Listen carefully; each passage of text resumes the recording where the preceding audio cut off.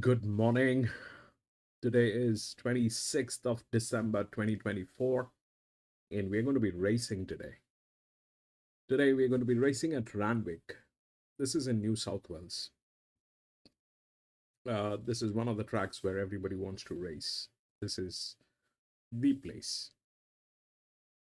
And today, this is the track which is available to us, and the ground rating is good. The last finishing mile is about 410 meters. And we have raced here.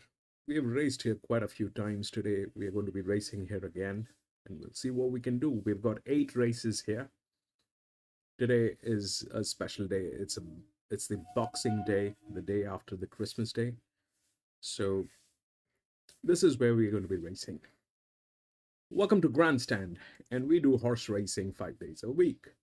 And we do that in 2 steps. First, we try and identify the best horses through physics, mathematics, a little bit of understanding of horse racing. And once we have identified the best horses with the best numbers, that's when we take a look at the horses at the paddock when we get the live stream from the paddock or the gates. If we find that all the horses that we have chosen are looking good and good to go with, we stick to our picks and place our bets. But if we find that there are circumstantial changes and there are better horses at the paddock, we do make changes with our picks and then place our bets. It's horse racing. We need to be vigilant. We need to be making the right decision. Most importantly, we need to be safe.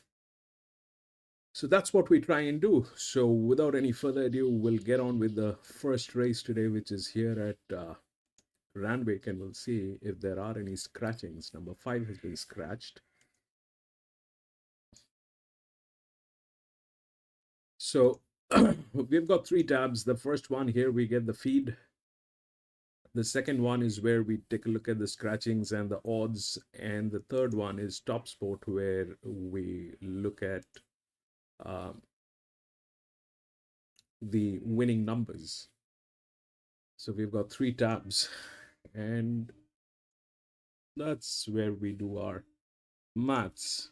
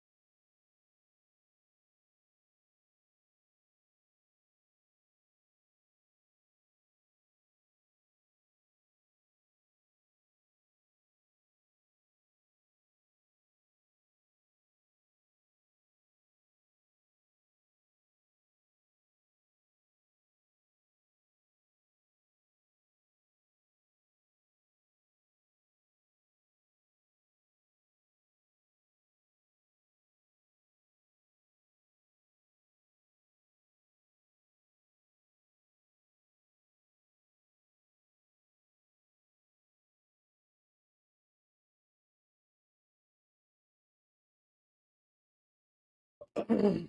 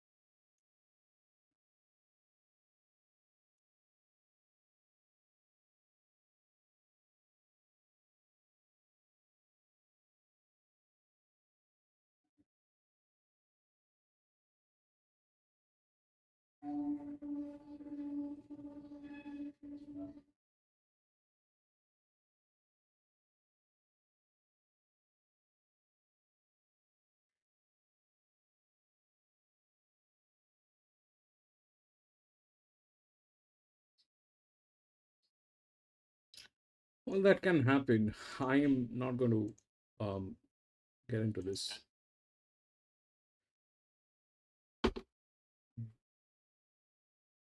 Oh man, Jimmy, welcome back. Jimmy Ellis, welcome back. Gizmo, Merry Christmas, welcome back. Sony, Merry Christmas, welcome back. Ellis,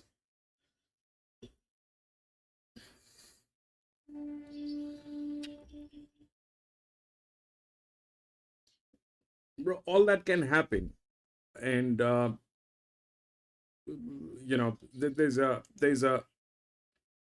there's a clarity on 7 and 1, but uh, this is a mixed sex. There's one colt. I don't know what that colt will do. That 7 is the favorite. Uh, it's a filly, but it's a mixed sex.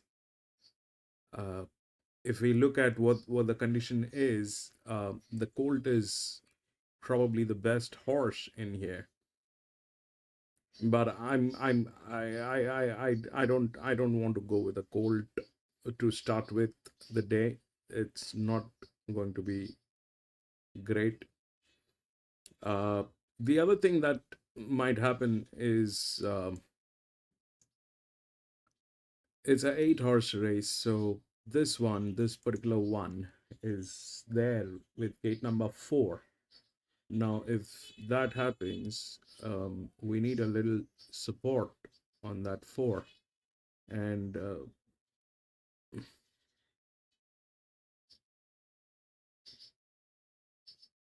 that 8 is also very good. It's the best filly. I mean, it's the best maiden.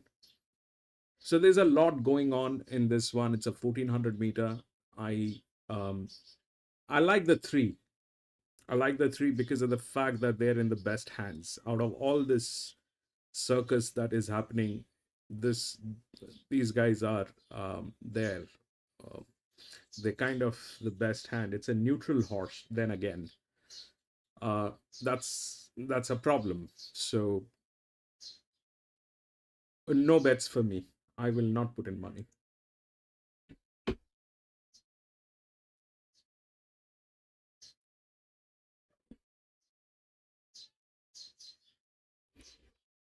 I will not put in money. It's a mixed sex, bro. I kind of don't. That colt can do a lot of damage. If this is between the colt and the filly, and the colt actually delivers, then it'll be disastrous because there's no match between um, a 3-year-old colt and a 3-year-old filly. It doesn't matter what the other thing works, but that colt has to run. That's the biggest problem because uh, if it doesn't run, if it doesn't run, it doesn't run. I mean, that's bottom line. That's the thing. That three is not in the best position. It's a 3-year-old gelding, but that's probably the only one that is in the best hands today. And in a mixed sex is generally um, either the geldings or it is the um, 5-year-old mares. Now we don't have a 5-year-old mare. The other gelding that we have is this number two. It comes within the bracket of the minimum risk, but it's not in a position to win. I don't know. I mean, technically speaking, it is not there. It'll only happen if this colt doesn't deliver and this 7 fails because of the colt, which invariably happens because uh, mix X are like that.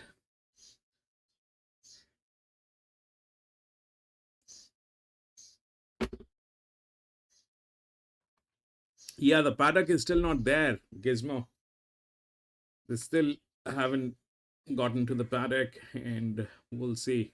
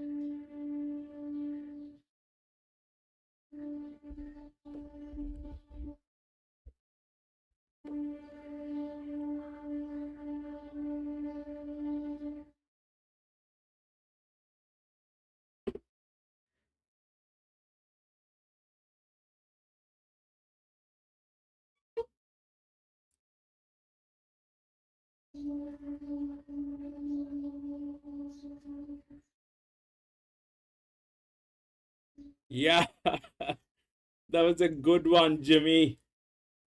That was a good one.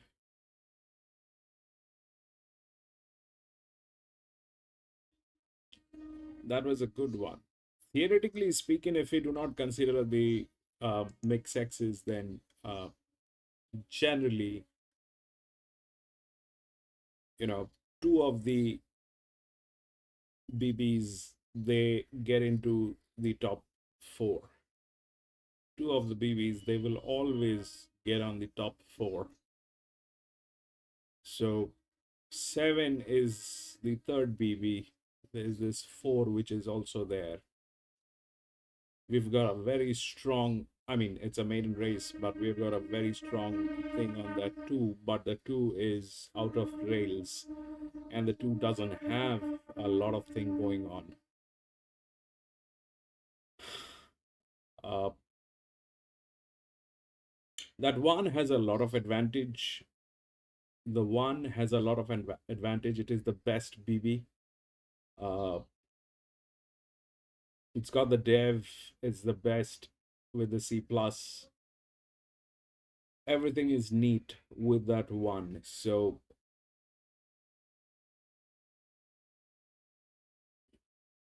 but it has to run. That's the biggest problem. That's the biggest thing that uh, we are anticipating, that this colt is going to run. If it doesn't run, then that's a different thing. But if it runs, it is the one. The problem is trusting a colt that has only one race is something that I don't want to do, and I do not want to put in money.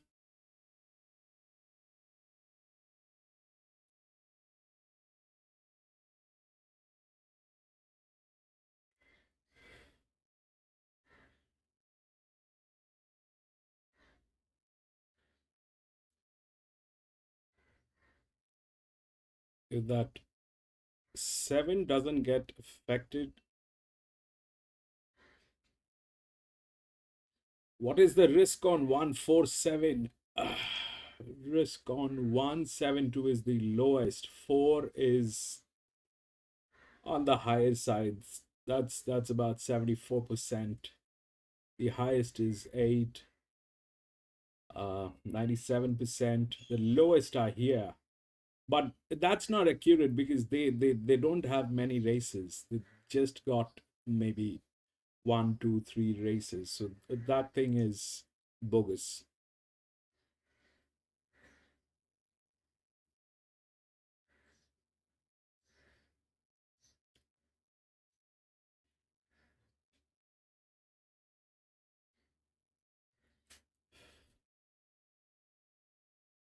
I seriously don't know how to work on a mixed sex. I don't know. I've tried it from multiple angles. It has always ended up in disappointment. Going with the favorite is one thing, knowing your exposure and the risk is the other thing. I've tried this in multiple tracks, in multiple dimensions, in God knows what all I've tried on this. Nothing works.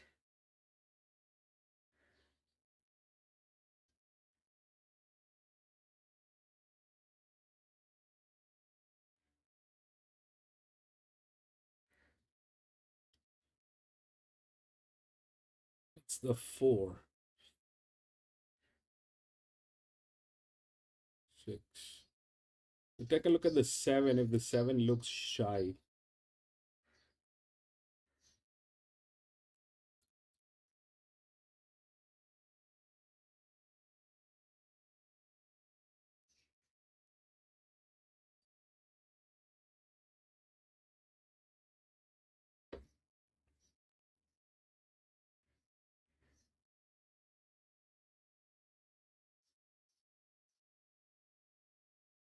4 has a very unusual advantage. It is in the midfield. That's the 7. 7 is not looking shy. 7 is looking good.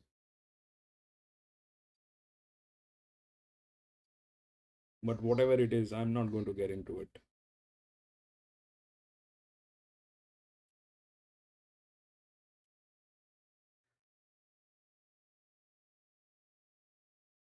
7 is good. 7 is all in. 7 is good. It's not looking shy. It's good.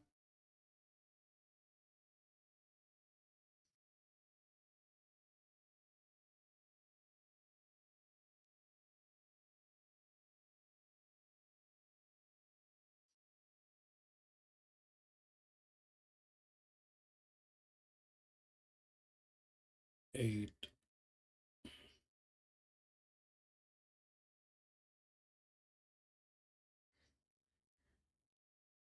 They are all ponies, bro. They're like 3-year-olds.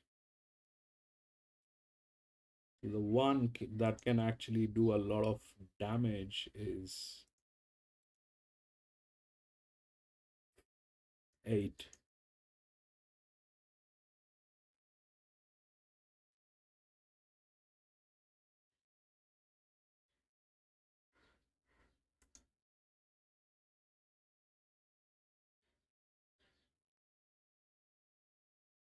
That's a maiden one. So 8 can do a lot of damage. These people are suffering. The kind of there. 4 is also in the midfield. These two, 6 and 4, in the midfield.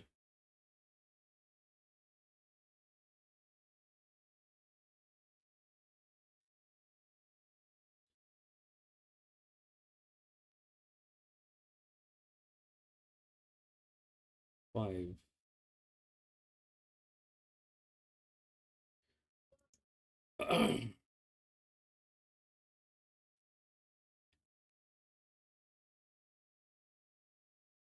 Looked fit, really nice and relaxed, barely turned a hair, was stretching out beautifully and did everything right. So I've gone with West Head on top, but I did like Blue Vein as well. I'm really interested to see what he does once he gets out on the track because he was getting himself just a touch worked up, but otherwise, obviously a really cracking sign of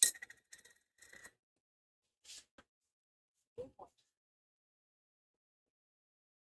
We have a new favourite now. Blue Vein is your $2.60 favourite, and lucky enough, Tim Ryan, he doesn't stop working. He's going to send me a few text messages throughout the day just how the trade is working. So with that said, even with the big firm here for Blue Vein, it was $3.30 this morning, now into $2.60. He holds 30% of the money with Endure, who has been $1.95, being very soft today, out to $2.90. With that said, does hold 40% of the trade. So no huge stand on Endure, he says, but will run the worst way. So 70% of the hold between them. And as I speak now, Blue Vein is into your 64 favourite. So really well backed. There's been a couple of significant bets come through for that runner. 330 into 260. Endure now $1.95 out to $2.90. As I said, quite soft. With that said, Call Me Mojo did go up $8. Now it's just seen go in a roll from the $7 into $6.50. So a couple of late bets coming in for that runner. West Head has been also another one that they wanted to keep safe. $8 into the $7.50. So they are specking their favourites firm, but specking a couple around with the 7 Endure being so soft in the market now out to $3.10. Certain Future, $9.50 out to 10. Del Rico, 14 out to 15. The Comanche, I should say, 31 out to 34, and Irish Jig, $41. So really well backed here in the first race is Blue Vein, although Endure will run the worst way for the tab.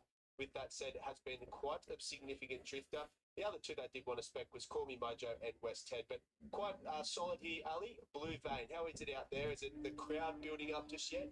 It certainly is already. There's a very decent crowd out here, Nick. Ascot, welcome back. 712.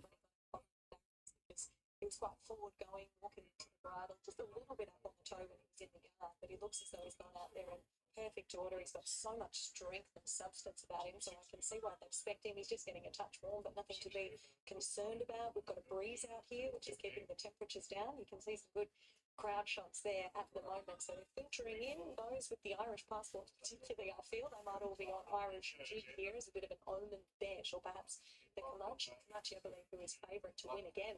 The Sydney to Hobart.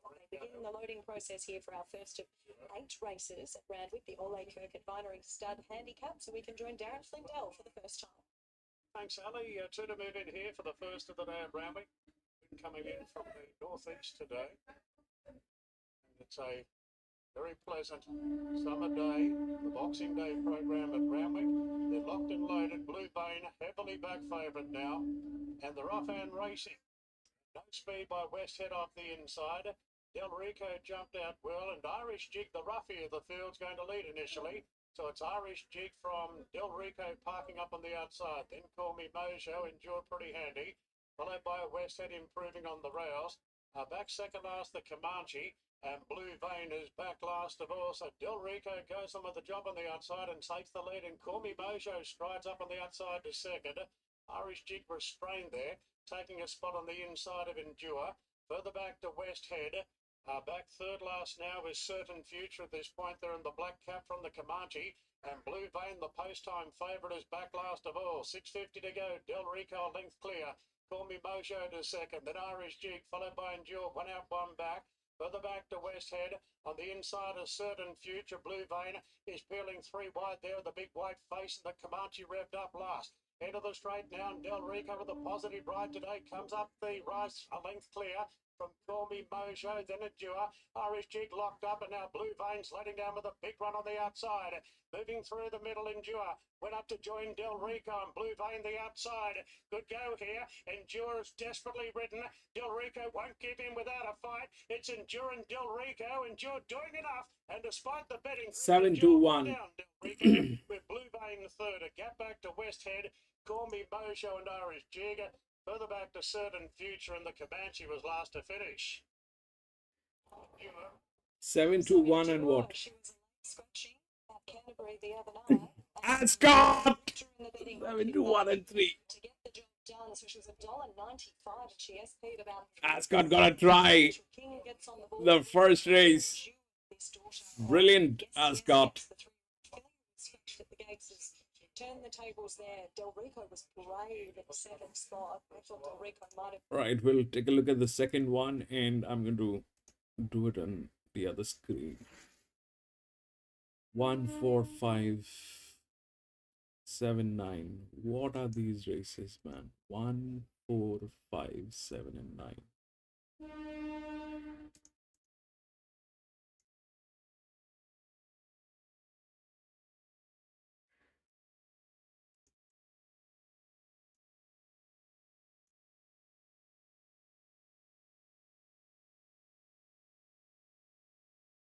I'll keep the feed free.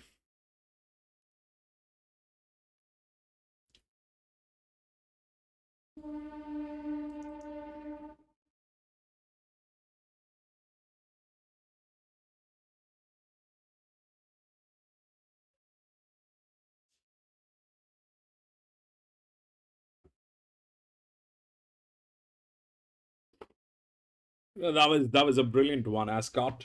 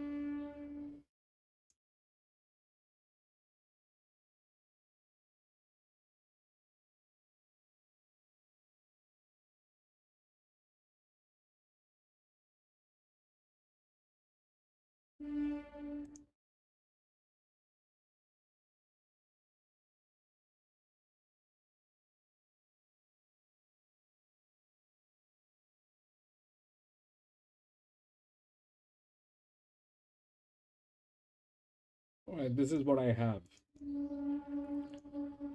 So that 8 with all good numbers. This is the lowest, this is the highest. It's also the best horse. Now, the second one is this one, which is there in best hands. They're the best hands. 3 and 2, right? These are the things that are the deciding factors, probably the 3. Why? Is because this thing has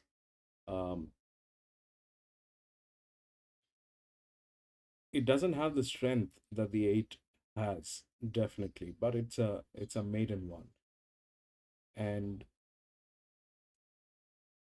if that thing works on the gate number 5, if this horse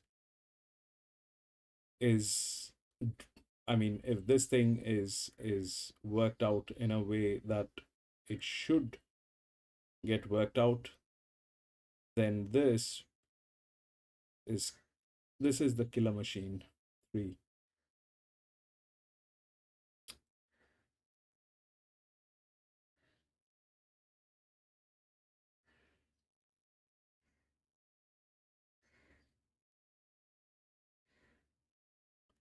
8, 6, 3 and 2. We'll take a look at the horses at the paddock, and The 8 is with all good numbers. That's how. So, what is the difference between this one and this one? Is this that this was a mixed sex? All right, the 7 uh, did deliver. It was the best horse. There's no doubt. One was there. I mean, one was actually the best horse with all the advantages, but it's a colt. The colt does what it does. You cannot trust a colt. This is not a mixed sex. This is like fillies and gilding. So, um, all that uh, baggage is not there. Now, if those baggages are not there, it'll play on the age.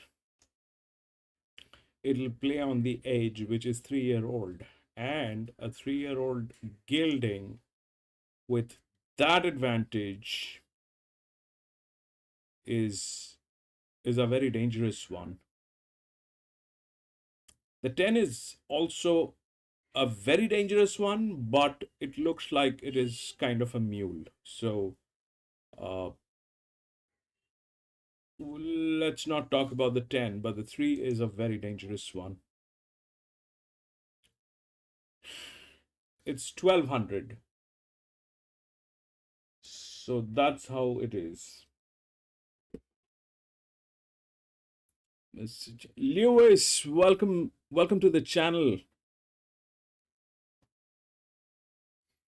Choco, welcome to the channel. Lane, welcome back.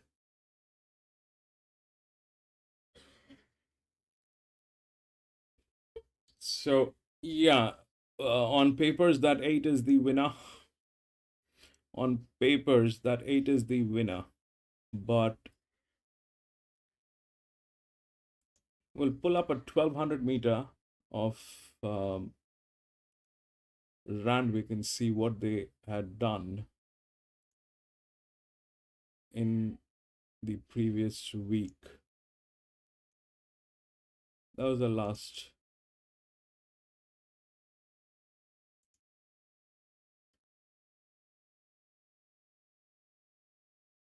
Thousand meter.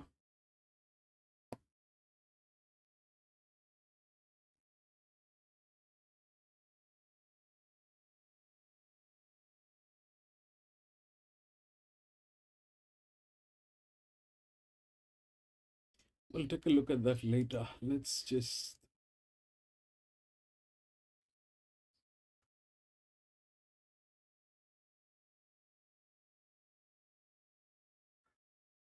Yes, that is the thing that we do here. We do not endorse that. We do not provide any picks. Everything is for educational purposes.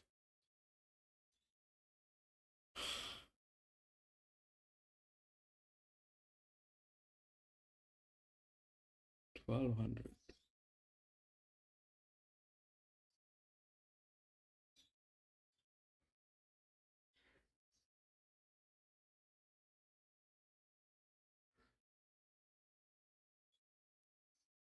Test. Good afternoon, Ronald. Welcome to the channel, Ronald. Welcome to the channel. Please call me Mickey.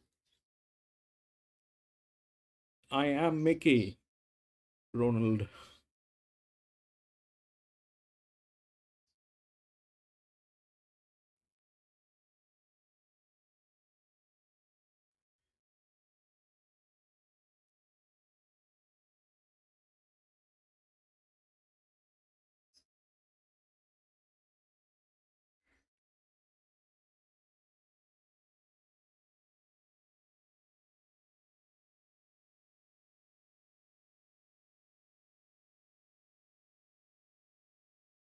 My friend, game number 8 winner. Game.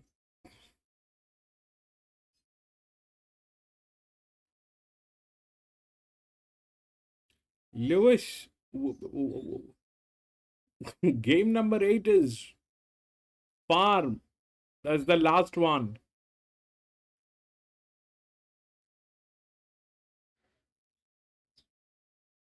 Oh, we're just doing Randwick. We're just doing Randwick. Just doing Randwick.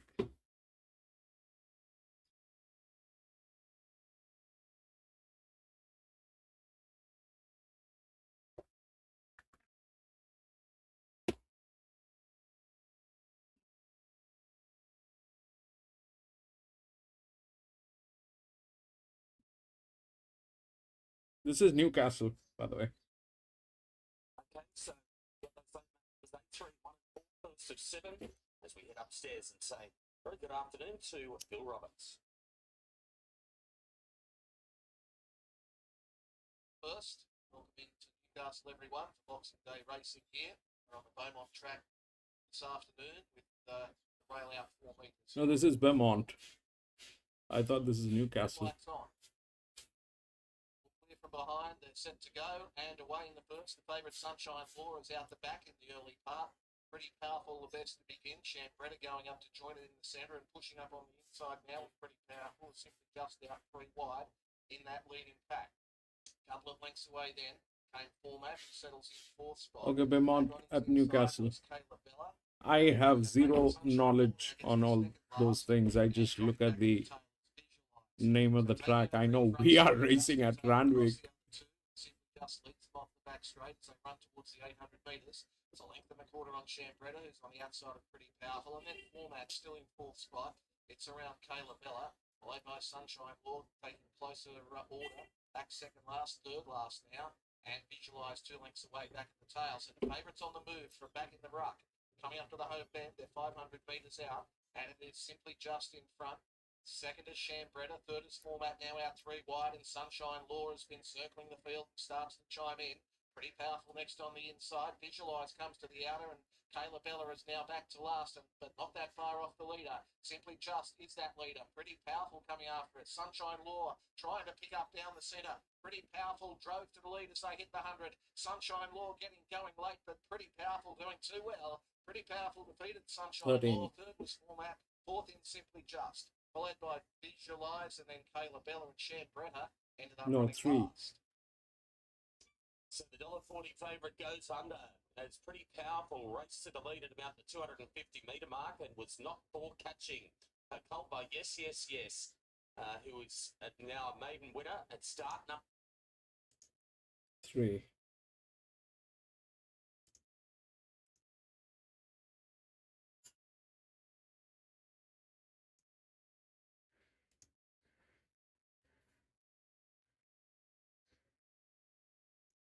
This is the one that we had done, which is the closest, the 1000 meter and a 1200 meter. This is the same thing, 2-year-old filly, all right. And the markings were here on 570, 75, 570. Take a look at the results that happened. 21st, 7, 3, 13, and 8. All right, this was a similar condition. There's this 7, 385, 385, 730. This one, no.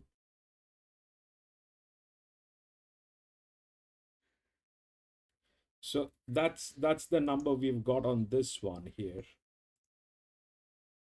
3, 570. But this is a 1200 meter. That was a 1000 meter. That was a 1000 meter. So that 8 is, I mean, number wise, that 8 looks unbeatable. All right. Number wise, that 8 looks unbeatable. What will happen, or what might happen, is this one is gate number 5. So I'm assuming this is a very heavy horse. And if this is a very heavy horse with that advantage, it'll kill this 8. That is what I'm assuming. Numbers are though with 8. 8 and 6, they are like just there. 8 and 6 are there. Lewis.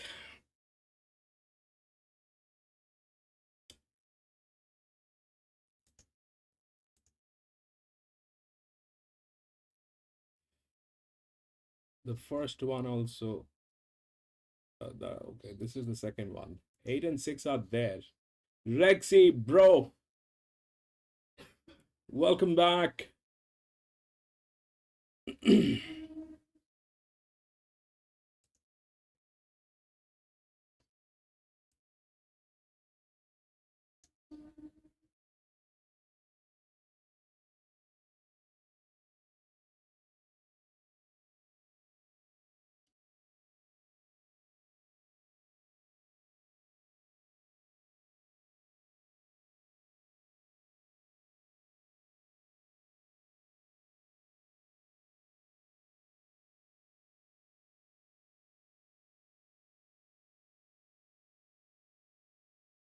There are two neutral, one linear.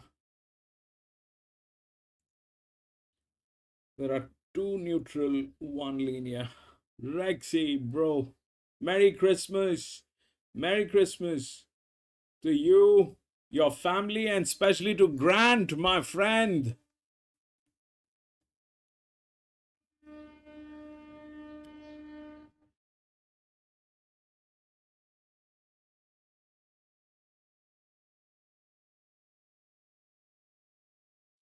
Especially to Grant.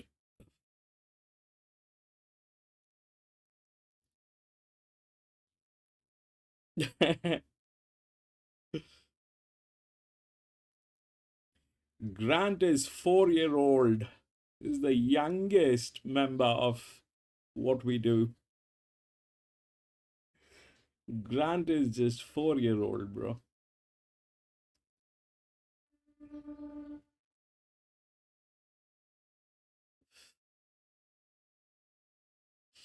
Oh man.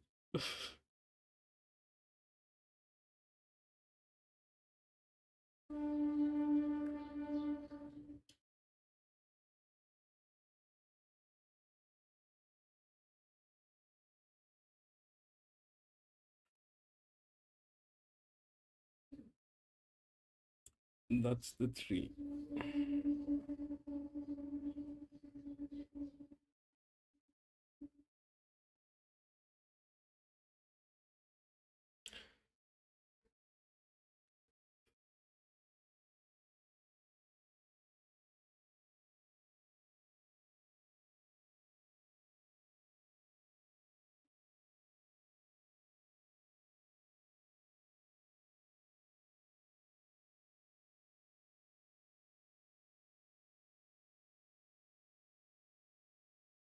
And 3 is a heavy one. You see that size, man. It's a heavy one.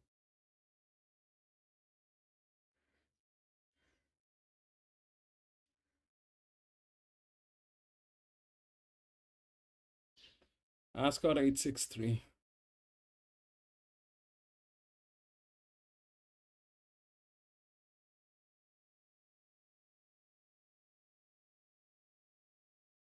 Yeah, that's the number. 863 is what the thing is. 8 looks like unbeatable. All right, 8 looks like unbeatable. 8 is in a position which is unbeatable.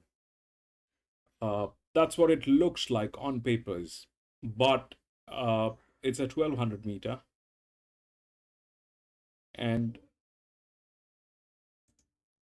if you look at the odds, that's 863.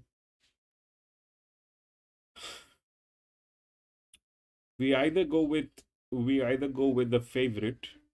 That's very predictable. That is very predictable. I mean, 8 is the favorite. 8 has all beautiful numbers. 8 has all beautiful numbers. 8 is the favorite. 8 is the one which is the linear one. We're looking at a picture perfect kind of a thing, which I do not believe in. And so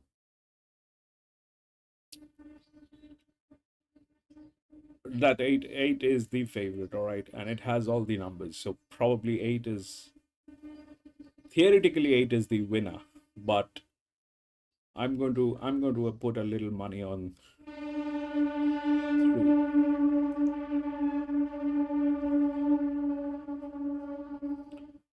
put a little money on 3.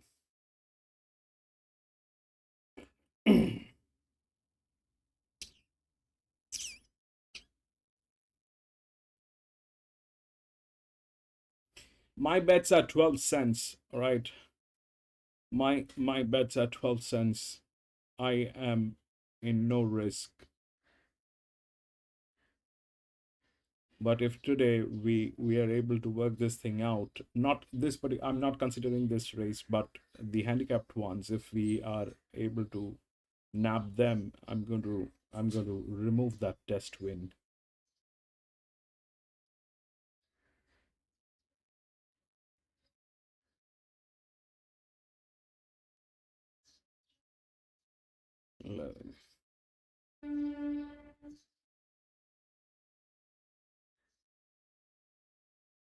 Eight is getting tailed.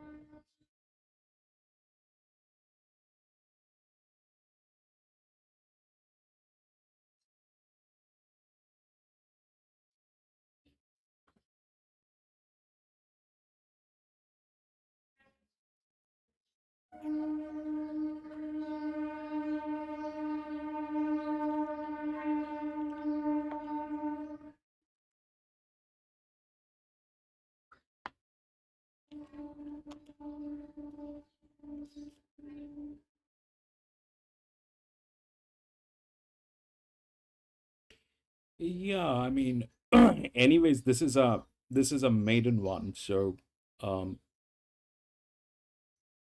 I mean, going with that 8 is like 8 is on papers, 8 is winner. On papers, 8 is winner, but 8 is also getting tailed. If that's the case, 6 is the best hand. So 8, 6, they're there, but 6 is a neutral one. 8 is a linear one, 6 is a linear one, and 3 is the maiden that has, what do we call that?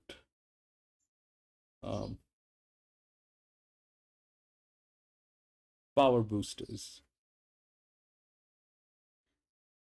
Up $1.60 this morning, and now it got into $1.50 at one. Manuel, welcome back. Now back out to $1.60. She actually holds 60% of the trade, but we'll actually go around a winner for the tab.com.au boys back in the office, and they're not desperate to lay her as the favourite. So $1.60 there is for her, and just having a look, you maybe get maybe one roll better, but I don't think you will. But Craig Myrtle, it's been solid enough, and he's the worst way, 25% of the hold, your $4.60 chance there. So he's out from $4 this morning, now $4.60. They did take some of that $4.80 back into the $4.60. Majorca Sunset, even when markets did go up, so there's been a fair few deductions here with a lot of scratchings, as you can see in the small field, but they did go up $6.50 this morning, and it's had enough interest now, but out just now to the $7, so out that one roll. Signortic Tortoni, I'll get that one out eventually. $9 back into $8.50 here for the first starter for Ron Quinton and Andrew Atkins. Triple Yes looks like one of your speed horses, $31. And Welcome Red Sun, 41 into the 34. So they're not desperate to lay the favourite. Now, I do say that you can get $1.65 on Queen's Rhapsody, as a couple of more bets now do come in for the 6 Craig Myrtle at $4.20. On the speed, I only thought there was probably a moderate tempo here. I did think Triple Yes would roll forward with Majorca Sunset. It looked the other speed horse, so they can really set up probably just a moderate to even tempo, I thought, at best. Then it looks like your favourites. Probably Queen's Rhapsody can hold the fence there, be third fence with the other one. The Craig Myrtle might just have that 1-1 position, as I said before, that tactical advantage. So as I speak, there's not too much difference in the trade here. It does look like Craig Myrtle's is seeing a couple of bets come through. It's flashing on the toad, so a few bets getting pushed through there as well. But $1.65, your favourite, Ali. And as I speak, I reckon you might get $1.70, maybe just at the down. Thanks very much, Nick. So they're out behind the barriers now. They've just applied the barrier blanket there to Welcome Red Sun. It looks like Alicia Collins just having a sip of water, and we were having a chat before that partner Luke Marlowe's out on the golf course while we work. So if he's listening, hope you enjoy your golf in the loading process here. They're just bringing Queen's Rhapsody forward. She, I thought, presented in really lovely order for a favourite. If you liked her on her form, she's got so much substance. She's got a pretty decent hind on her too. Senior Tony was doing everything right on debut by 2 darn hot, so he was a standout. Great Myrtle really laid back, and then Triple Yes, who was getting a little bit hot in the yard, has been much better now that she's made her way out behind the barriers. Go in. Tony, so we can He went in. Joins at 170 at the call now. Just a marginal drift for the support coming. Three. Ascot, I'm on 3. Support late for Senior Tony. On Quinnen's debutant, he trialled really well. There's the light, and we're ready to go. Our field is 6 in the English extra bonus. Stand by, they're off and racing.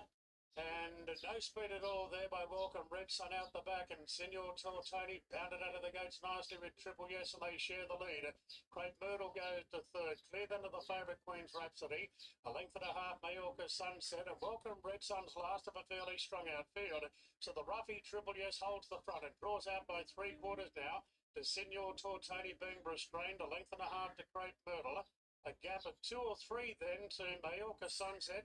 Getting up on the inside of Queen's Rhapsody is now back to second last, and Welcome Red Sun sees the ball. About 6 covers the field now, and Triple Yes in front by 3/4 to Senior Tony. Great Myrtle's had a good cut all the way. Then came Majorca Sunset, and Queen's Rhapsody's hooking to the outside. Coming up the rise now, and Triple Yes is being joined by Senior Tony, who travelled up well. Great Myrtle's 3 out, and further back into the favourite Queen's Rhapsody. It's Senior Tony and Great Myrtle with Queen's Rhapsody on the outside. Great Myrtle takes the lead. Queen's Rhapsody's got the job to get there. Great Myrtle's clinging on, and Great Myrtle tipped over. 6, 8, 2, 3. And Majorca Sunset got home strongly into 3rd. In front of Senior Tony, then Welcome Red Sun and Triple Yes. Well, the well-bred daughter of Exceed and Excel out of Dixie Blossoms for Zach Lloyd gets the job done. Myrtle had a really economical run in transit. He's just been able to Wow. short price favourite in Queen's 6, 8, 2, 3. So 6, 8, Majorca Sunset's closing off well. Certainly the son of the autumn son, the 3-year-old gelding. So it's gone 6, 8, and 2, Nick. Yeah, Majorca Sunset, as you just saw in the replay there, just got checked at the critical stage. Ready to burn through. 6, 8, 2, 3. 6 was in the best hands. 6 was in the best hands. It was a neutral one.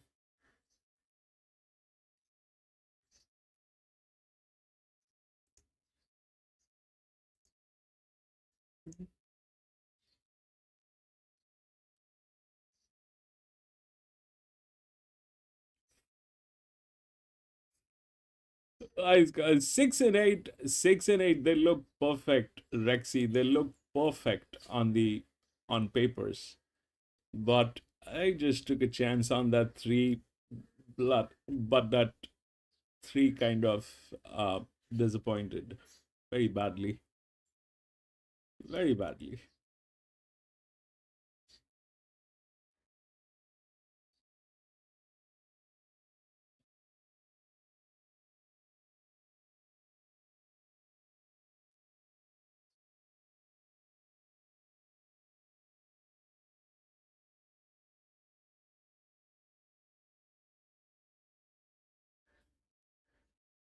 No, so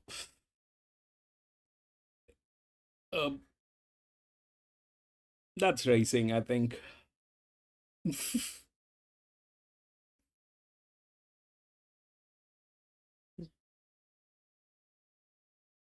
Anyway, we'll go to the next and see what's going on with the next. Huge scratchings, man. 6, 9, 10, 12, 13. 6, 9, 10, 12, 13.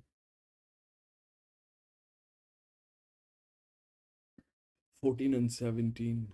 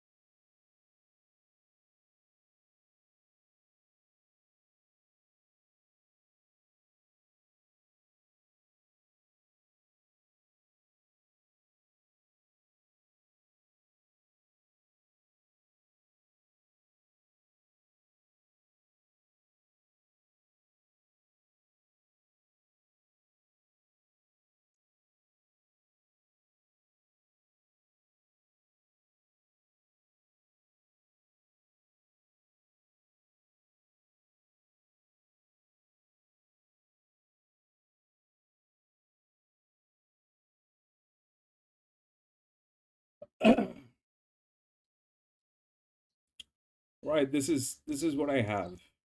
Um, we know the odds 1, 7, 11, 4. The 1 is the favorite. I am not sure why, but that 1 is in a kind of a situation which is it doesn't have both side of the rails. 7 and 11 they have both side of the rails, and 7 is there. Okay, 7 is kind of there. That brings in the 16. The 16 is probably one of the best horses with zero risk, with the highest dev. Uh, but it is in a very dicey hand.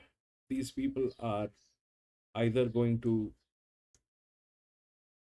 work in a very surprising way, or they will just lose it. And 7 and 16, they're like tailing gates. Now the 4 uh, is a colt. The 4 is a colt. It's one of the best maiden horses. That 3 and 4 has the same amount of advantage, but if we look at the potential body weight, this is heavier. Number 4 is heavier. So that'll bring in this one, but look at that scene here. So that 5 is also there in the picture. But this is absolutely disastrous the way things are. Now,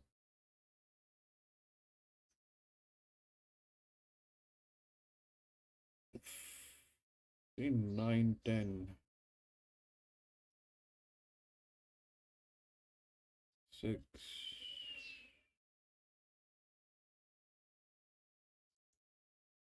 One is the favorite. I'm not sure why one is favorite. That I don't know that one is the favorite. For some reason that one is the favorite. I have no clue what the reason is. Probably it's a jockey thing. This is very high on 7. We've got a FF on 7. We've got a C plus on 7. Everything looks good, but that 7, if we look at the support line on that 7, which is the 16, is absolutely mulish. These people are also not in a great shape. They are also absolutely disastrous. The best hand here is probably 8. The best hand is probably 8.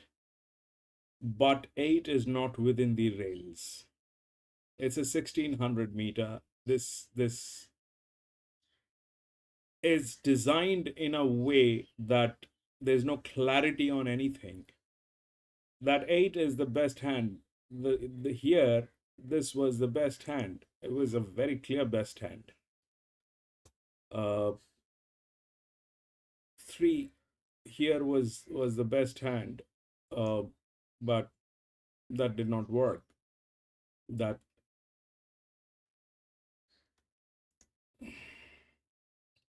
7 with the handicapping took it through. So that's what the scene is. 11, 7, 1. Yeah, that's more or less how it looks like. 9, 10. I kind of not very. I am. This again is going to be a very gamblish kind of a thing. We tried a gamble on that 3 that did not deliver. Again, it is a gamble. I have a very strong feeling on that 4. I will not go with that 4 for 2 reasons. One, it is going to be a gamble again. And on top of that, it is a colt. A colt is a disaster. A colt is a disaster in disguise. They will either deliver or they will not deliver. It all depends on how they're feeling today. If they had a good breakfast and they were entertained, they probably will deliver, and we don't have any clue of that. So I am not going to be putting in money on this one. I'm going to be out.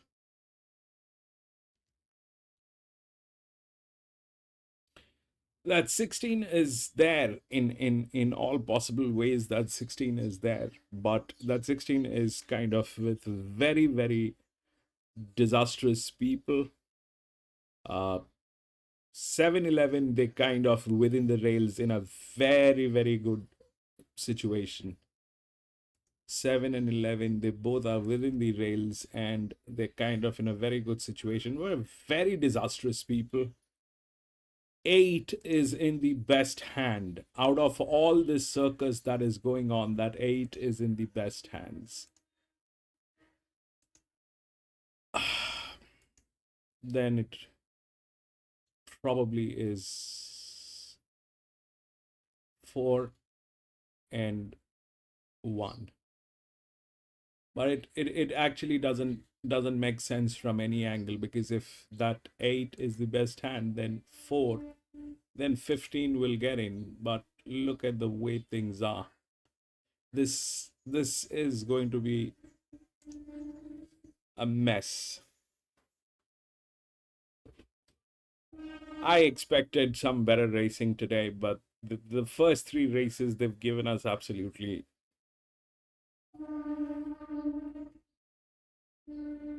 100% risky races. Putting in money is not a great idea. They may work, may not work.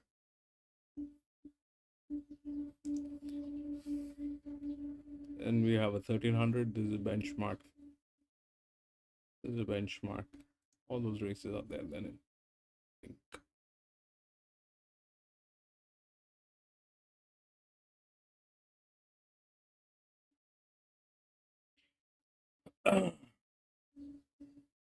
Where's PC, by the way? PC was all excited to race today on the Boxing Day. I think the banks have blocked him again.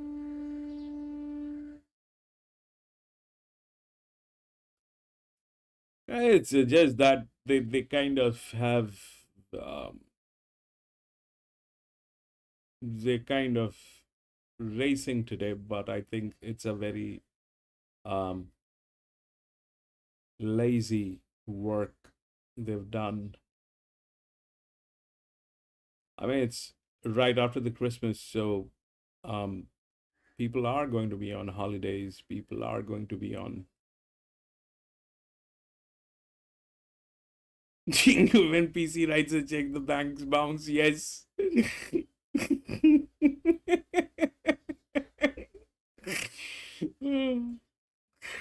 I mean, man, the other day he was late and he came back and he said, my banks blocked me from betting.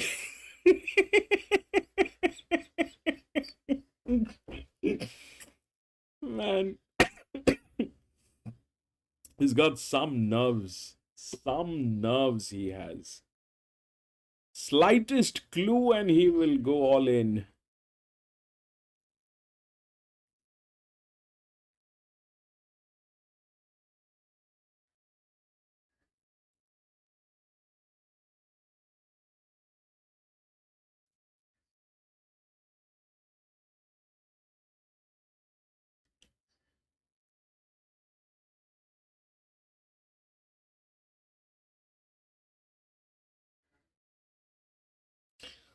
So yes, this one is a death race. This I don't like this one, honestly. This one I don't like. This is absolutely crazy the way things are.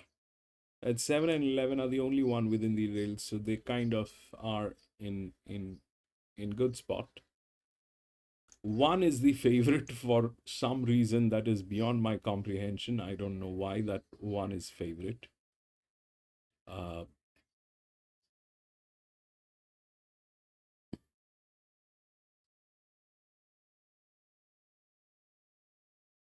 I don't know why, but if it plays like a maiden horse and that 4 gets onto it,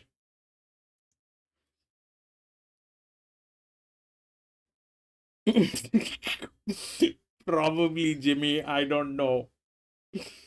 I don't know.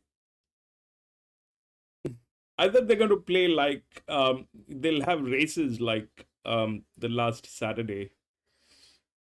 They had some beautiful races, though I think they played very leniently last Saturday, and that's why I was hoping that I'm going to re-verify what they are doing, and if that works, I'm going to remove that test win. It looks like they're going to drag it till Saturday.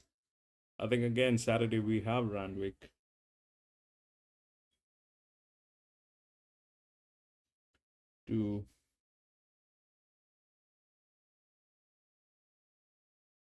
There's 5 more tracks, yes.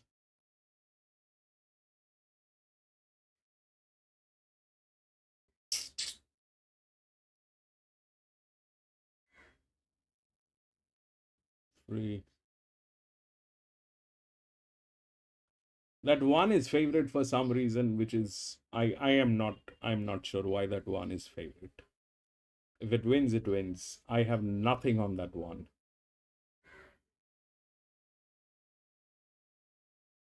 And that 4 is a cold with 2 handlers. It is already agitated. Man, I'm going to come back from the washroom in a jiffy.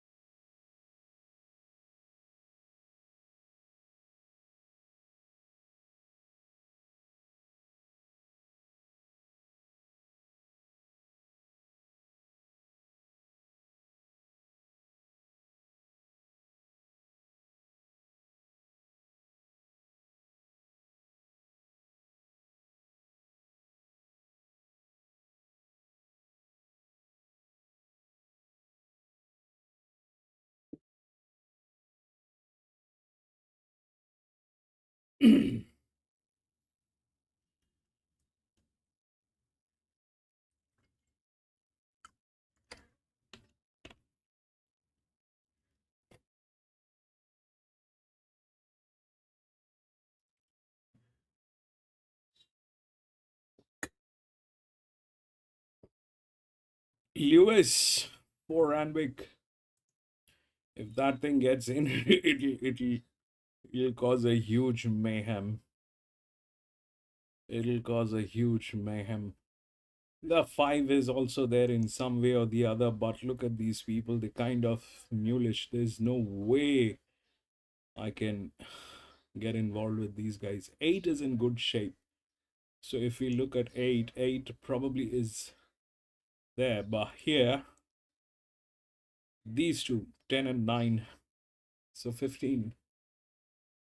The kind of there. The 3 is the other one, which doesn't have support line going on. But that 4 is very much there in the game. The 4 is very much there in the game.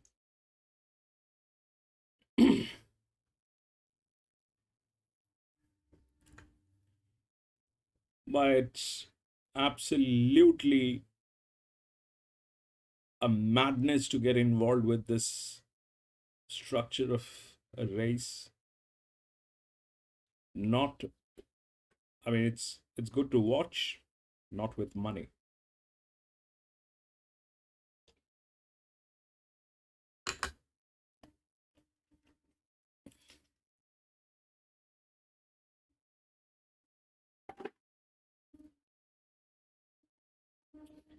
Yeah, bro, even I like, but that thing is a colt, bro.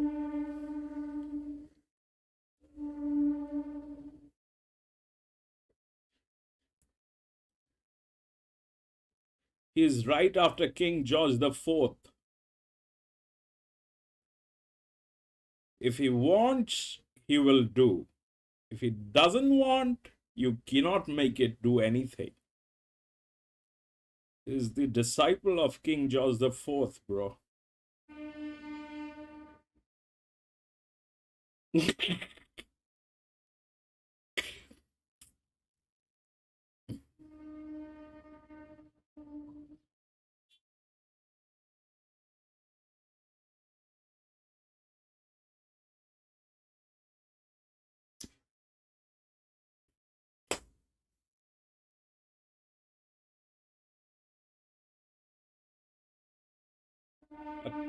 I mean, taking a chance on the colt, you need a lot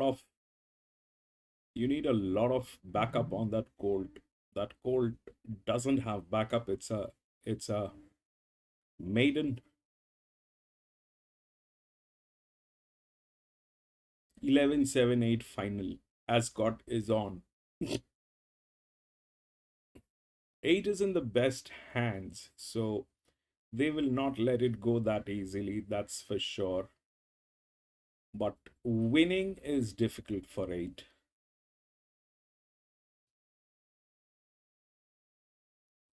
Eleven and 7, they're within the rails. I don't know what's wrong with 1. I mean, I don't know how it got to that thing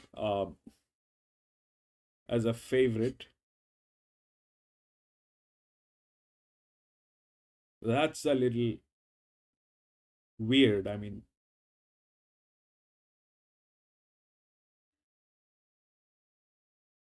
if we take a look at the flux,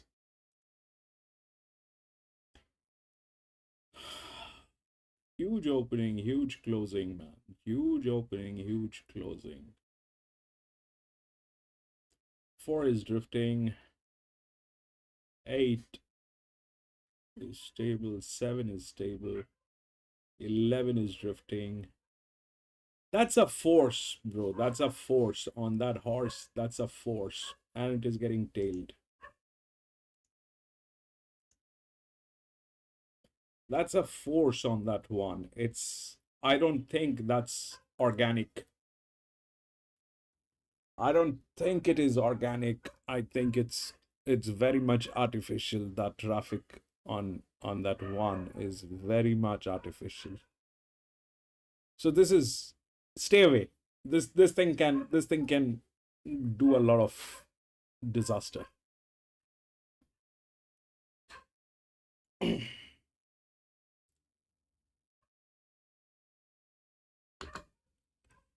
Now, I mean, why would that one have that kind of an opening when what is that one? Is it like a relative of Secretariat Wings? Is it a relative of Secretariat? The only thing that has been given to this thing is it's from gate number one, gate number 2, and it has the highest weight. That too also, but to do deliver on that,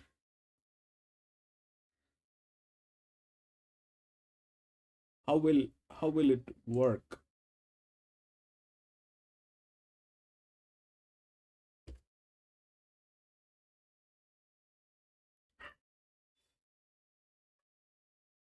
Two is also getting tailed, so they have similar weights, all right? They have the same weights. They're both getting tailed.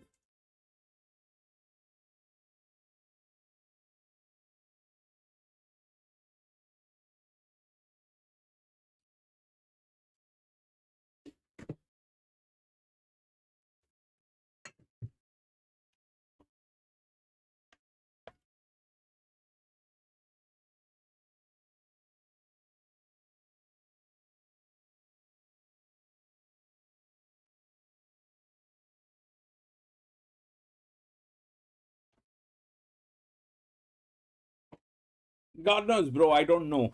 I don't know. It's beyond my comprehension. If that one wins, it wins. It's a way. I mean, in that case, you look at the odds. They're kind of giving in odds.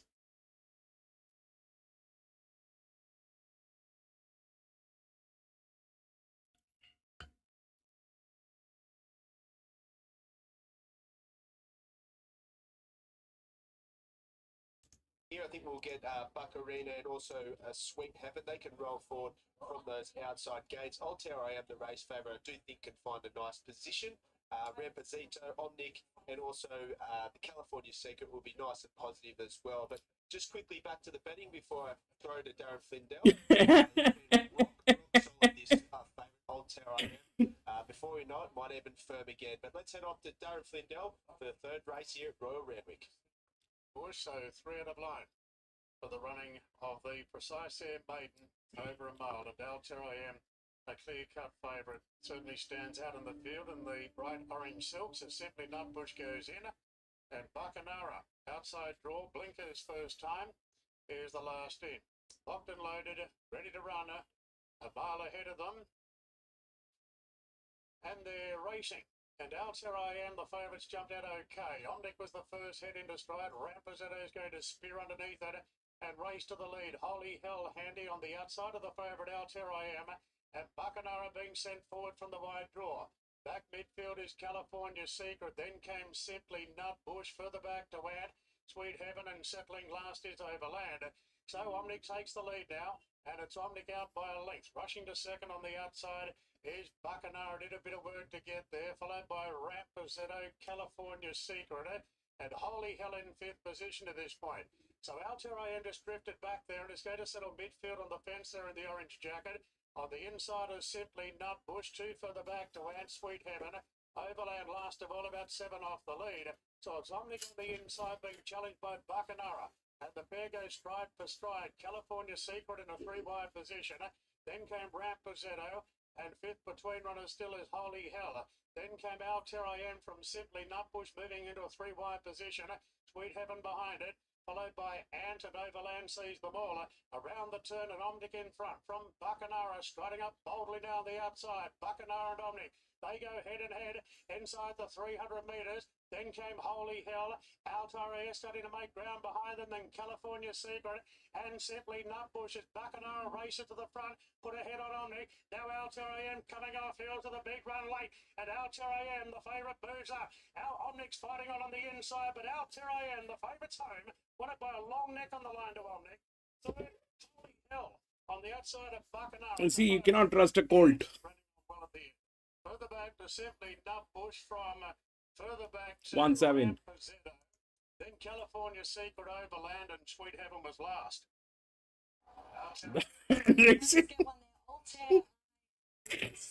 Favorites, yes.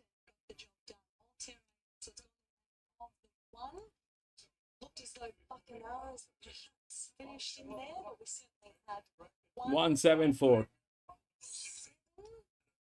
I think maybe we've got a photo for third. Maybe Bacchanara or Holy Hell. There you go. 1-7-4 and 16. That was a big dive from Holy Hell. But 1-7-4 and 16. The favourite home here, Altair AM. Just we head straight to the sunny coast. Those two with Paul Joyce and Brody Nixon. 1-7-4 and 16. Outstanding day trackside, and we're going to kick off this 1400 metre maiden with horse number 1. 1-7-4 and 16. 11 kind of bounced. Both the neutrals did not do anything.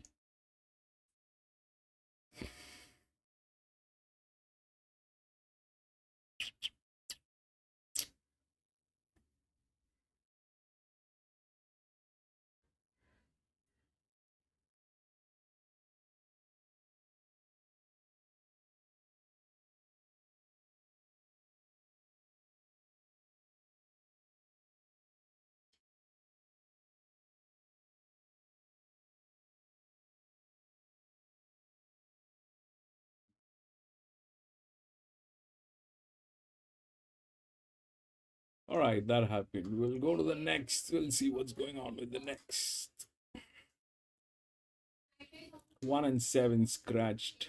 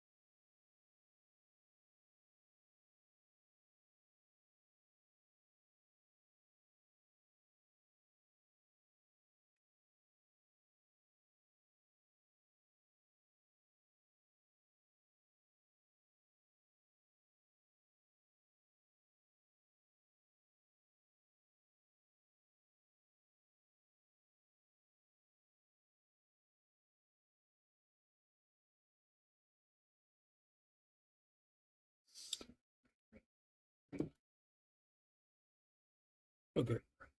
So this is what I have. That 8 is the favorite, right? It's got a 60. It's the highest um in terms of losses, and that's what it is, though it is within the rails. Okay. But the numbers are with 2. 2 here. 2 is in a kind of an unbeatable situation. It's an unbeatable situation on papers. Then it's probably 4, 2, 4. That's 4 and 3 gate number. Now here's number 6, which is in very good hands. It's in very good hands. They're not going to let it go that easily. They are the maximum profit making. But it's a 6-year-old mare. So it's either 3 and 6 or 6 and 3. But 8 is there as the favorite.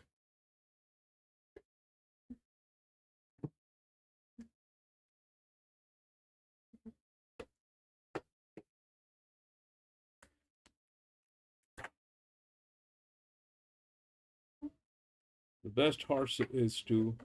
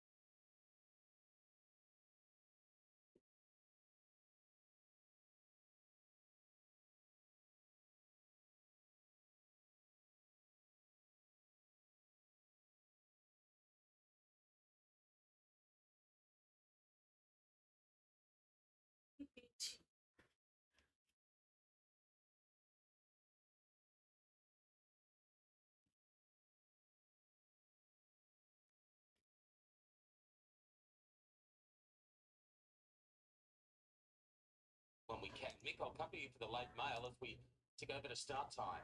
Yeah, numbers here, I'm going to go through to 1 and 7. O'Leary's going to be very hard to beat, but I just thought Avalon Lady could run a cheeky race first up from a spell off a couple of really good recent trial efforts. The latest trial finished third behind Devious Mind under no pressure, was only beaten at length. It's only had the one race start at Hawkesbury back in July behind Royal Balloon, beaten around 5 lengths after running into a few dead ends in the straight. If she's strengthened up over the break, I think she can perform above market expectations. Chris Lees trains O'Leary, who's been placed in all 3 runs. Should make her own luck up on top of the speed. She sat outside the leader. Went third, the Alinea on the Kempton on the 6th of December last start. That was over the 1,300 metres. Coming back slightly in distance today on the home track. She's very popular. One Tiki Roo. Looks like a very capable gelding. Finished second to Alvina's lap at Scone on debut, and then got back in a strong Saturday 2-year-old race and hit the line well. Went fifth behind Wanneroo. Jimmy, I like 268. Yeah, 268.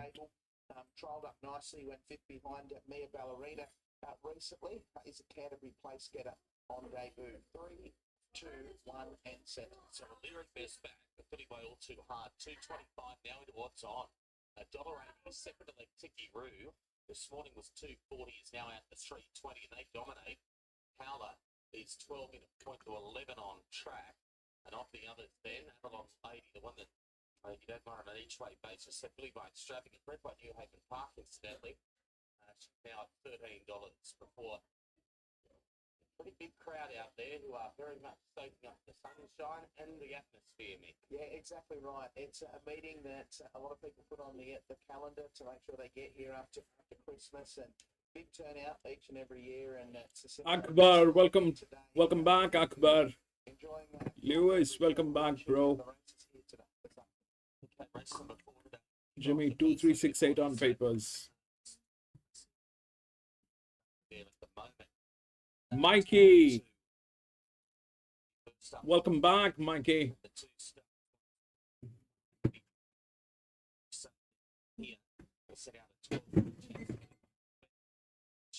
to the races today, but Lincoln's come off. The crossover noseband goes on. The Winkers are applying for the first time, and she's had the 2 trials in preparation for this first up assignment. Yeah, I wouldn't be surprised if she ran well. She only tried fair before she placed the Canterbury on debut, where she's had plenty of ground up along the rails and only just missed out in a 3-way finish. Latest trial was okay, and I think she will sprint well fresh, but this is a huge tip here on track today. O'Leary, everyone I've spoken to has been saying that she's the best bet on the program. She's been knocking on the door in all 3 runs, been placed on each occasion, and fought on really well behind Alana on the Kensington last start. Jimmy, you're right. That 8 is there. The 8 is there, okay? But that's the condition. The 8 is within the rails. It's a neutral one. That's there. It's there, but that's the condition, bro. We are indeed waiting on the farrier. Where is said farrier? Well, I think that we just had some pictures of perhaps the farrier making his way over to this horse, Howler, who obviously requires a little bit of attention. So this has brought about a little bit of a delay ahead of a start here in race number 3. Even if we ignore that fact, it's probably in the 3rd position. Interviewed, of course, he had only recently come to Sydney. In that case, 5 will get in. Spent last Christmas Day going toe to toe or attempting to in a potato eating competition with Gary Harley. To use the young fella's words, he got smoked. Wow, yes, Akbar, I'm here. I'm here, Akbar. But if that 8 gets in, then the 5 gets in, bro. Then the 5 gets in. If the 8 gets in, the 5 gets in. Simple.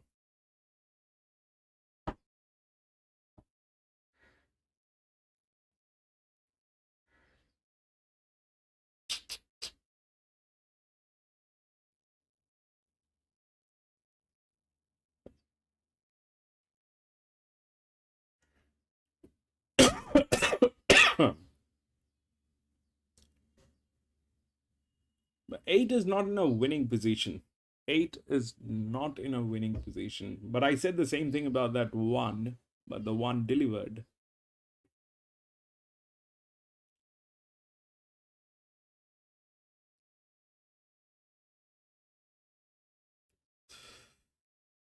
And I had nothing on that 1. Nothing.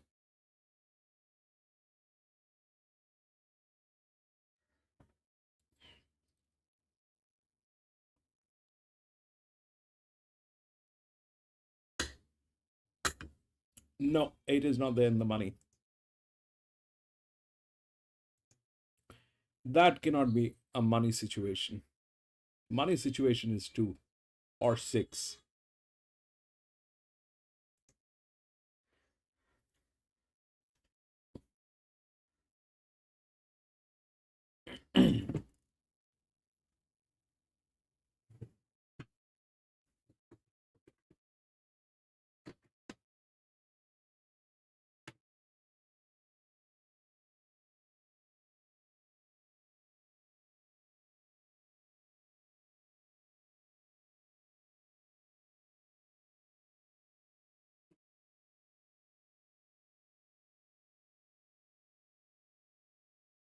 What they might have in mind, this is what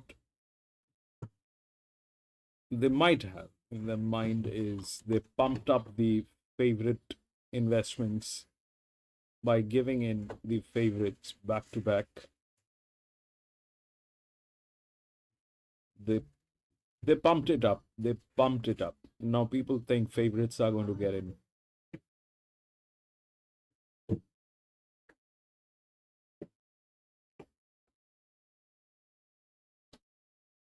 Six looks good. I don't know. I had to take a look at the 2. I kind of missed out on the 2.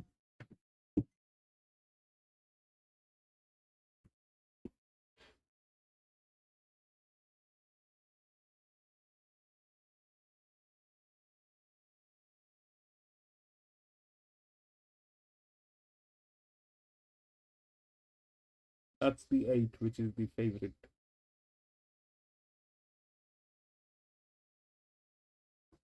Nice, calm, quiet stuff. I mean, if we if we ignore the books, 8 is there, but 8 is not there within the winning situation. That's not there. But if that happens, then that 5 probably will get in. So it's 2, 4, 8, 5 probably. If we ignore the fact of that 8, if we ignore the fact of that 8, that it is in very disastrous hands. All right, mine is 2. Okay, I've got a test win on 2.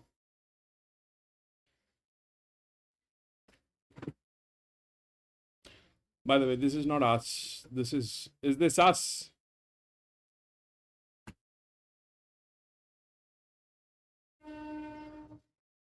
I don't think this is us. What good luck, bro.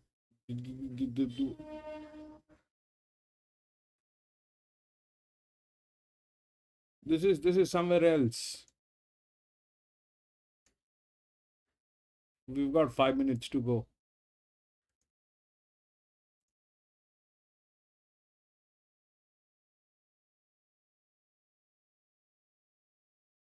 I think 4. 4 is there. 4 is there. 4 probably is going to be if I mean right now it's a little weird Ronald, because the favorite is the 8, and if that 8 gets in any ways, it doesn't look like on papers. We have raced this track at this distance. It doesn't look like that 8 has the chance to get in, but they're playing a little weirdly today, and if that happens, then everything is out of the window. Then everything is out of the window.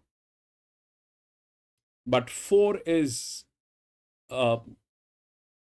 if you really like 4, the best bet for 4 is the second horse pool. The best bet for 4 probably is second horse pool. If you want to take a chance on the 4, take a bigger chance. That's what my theory is. Because 4 is not in a winning spot, but it will be in top 3. It will be in top 3.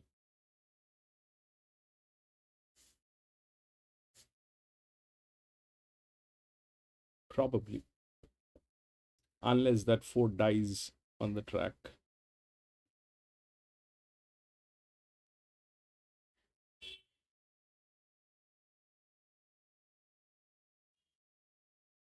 Two 6-3-11 Newcastle, Vermont. Ooh. Boom,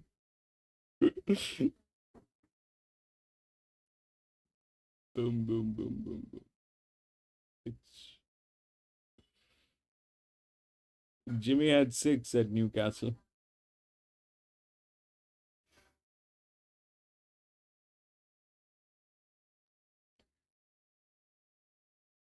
This probably is our track, and that 8 has been sent to the gates early.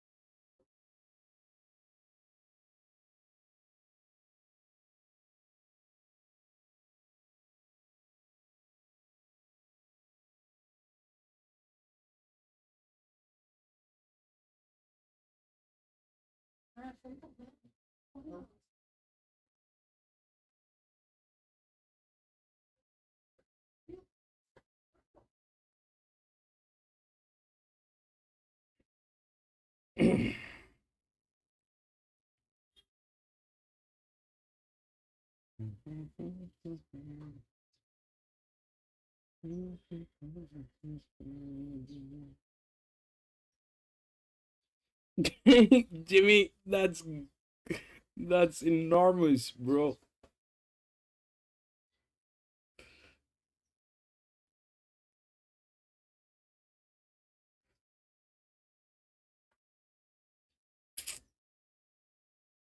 That is the 4. Where is the 2? Is it getting tailed? Man, the 2 is getting tailed. Out. I'm out.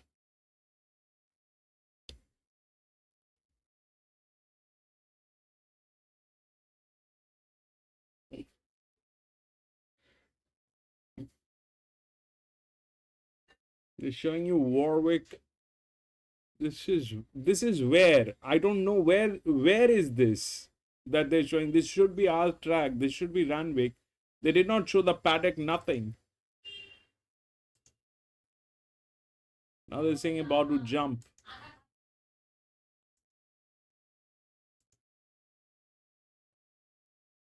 Yeah, they did not show the paddock. 8's the favorite. 2 is getting tailed badly. 2 is getting tailed badly.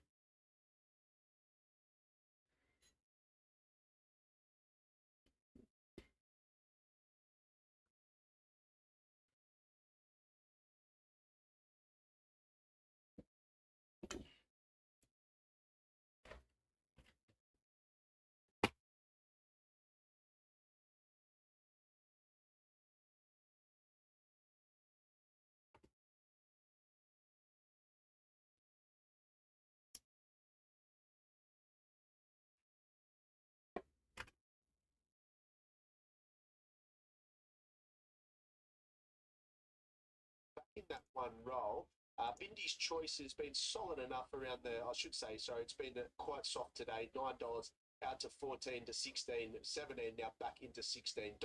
American Starlet 23 and Sass and Cheek $23. So as I speak, Julie's now into $1.60, a very well backed firm favourite here as we go to Darren Flindell for race 4 at Randwick. The grid net has been placed at all 4 runs this preparation. So just one more to go forward here in front of the big crowd today at Randwick. Not as busy here today as it was at Bronte Beach yesterday. There's no blue bottles to worry about here. There's the light, ready to go, and the field of 6 are off and racing, and Driftnet bounded out of the gate smartly. Jewelries from barrier 1 is going to position with a bit of cover by the looks of it as Sass and Cheek goes forward. Then came American Starlet, Imposin and Bindy's Choice are the last 2. So Zach Lloyd looking for a riding treble now. Great form today. And Zach has Driftnet in the lead, just over racing a bit, as she can do. Sass and Cheek parks on the outside. The heavily back favourite Jewelries gets a tail trail behind Driftnet. A back on the outside to American Starlet.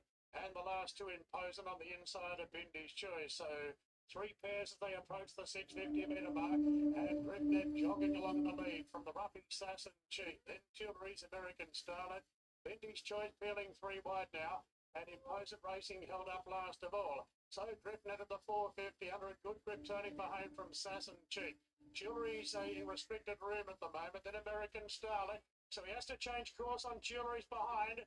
Bulldozes into the clear, so the favourite gets a chance now. And quickly, Jewelry sprints hard. Up on the outside of Driftnet. Sass and Cheeks run its race, and then came Imposing running on, but Jewelries has burst away. Imposing going into a clear second, but Jewelries has won for fun at the end by 2.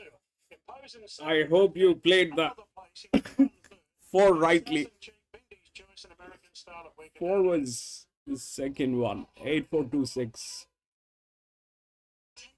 Tom Sherry to extra Jewelries there to come off heels, but absolutely streaked clear. That was a very impressive win from Jewelry. She pinned the ears back. She certainly did.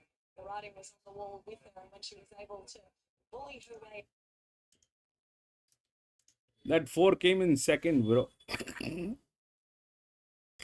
I should have put a bet on that 4 as a second horse pool, but we're not going to do that as of now. We'll do that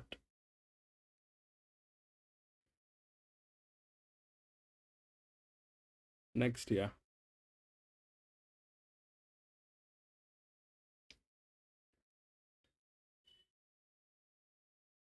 We'll do that next year. The second horse pool, the third horse pool, we'll do those things next year. The 2 was getting tailed. That thing was getting tailed.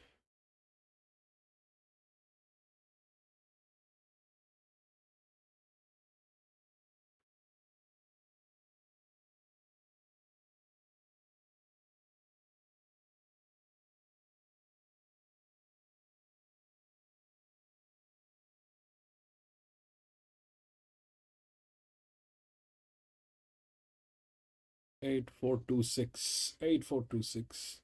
That's how it played. Right, we'll go to the next.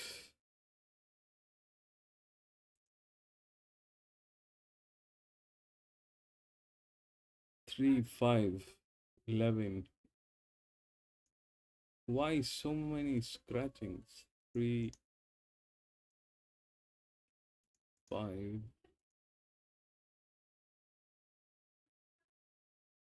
11, 13, 14.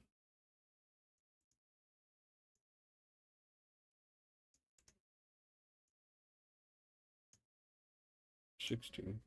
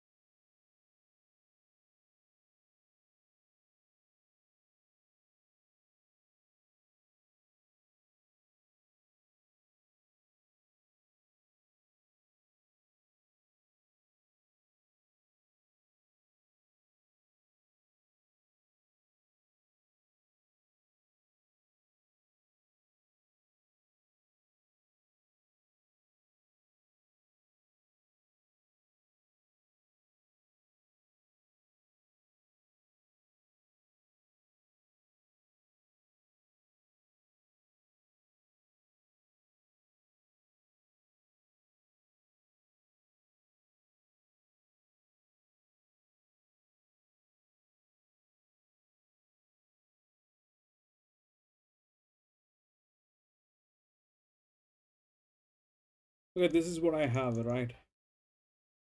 Now, that 6 is the favorite. That's let's first see which are the ones that are within the rails. These three are within the rails. 10, 6, 4. 6 is the favorite.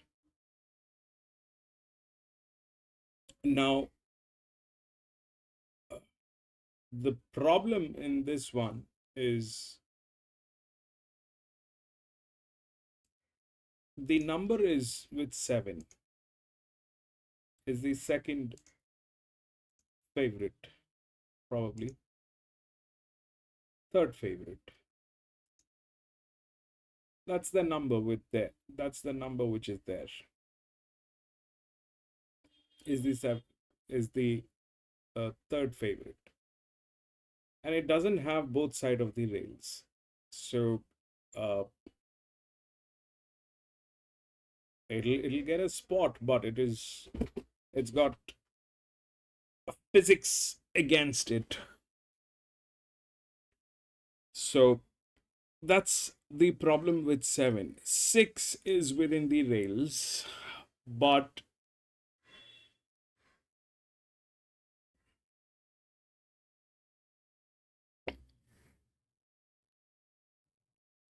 I don't think that that's a kind of a scene that'll work on 1,000 meter. It had to be 7 if they had, I mean, if it had both the rails. This one has both the rails, but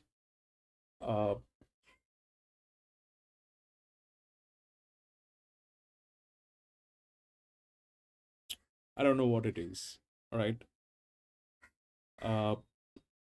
10 has a very high FF, and it has both the rails as well, but it's not a linear one. It's a drift. This one is a drift. So can it work as a drift? Yes, as a drift, definitely. But can it win? I don't think so. Drifts generally do not win. Drifts are drifts. They'll get there in the top 4, but that's not a winning position. The other one is this 8.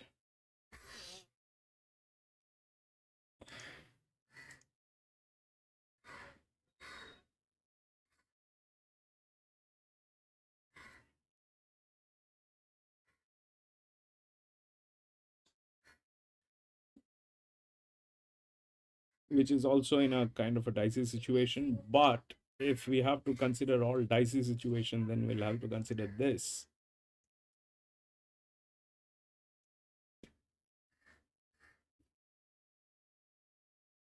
So yeah, that's what it is.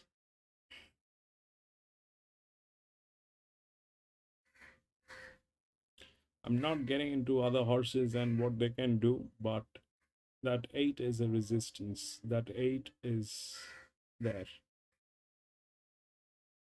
Can it win? It has physics, but it also has disadvantages.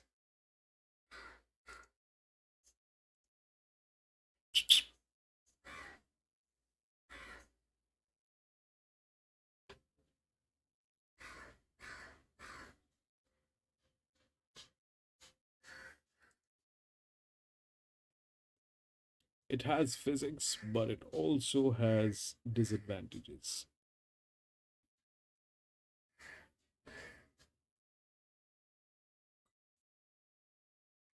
We'll take a look at that 8 at the paddock.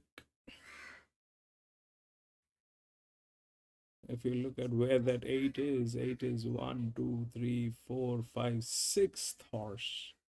Came in 9th on a 1200 meter 14 weeks ago. 14 weeks. It has been on a holiday.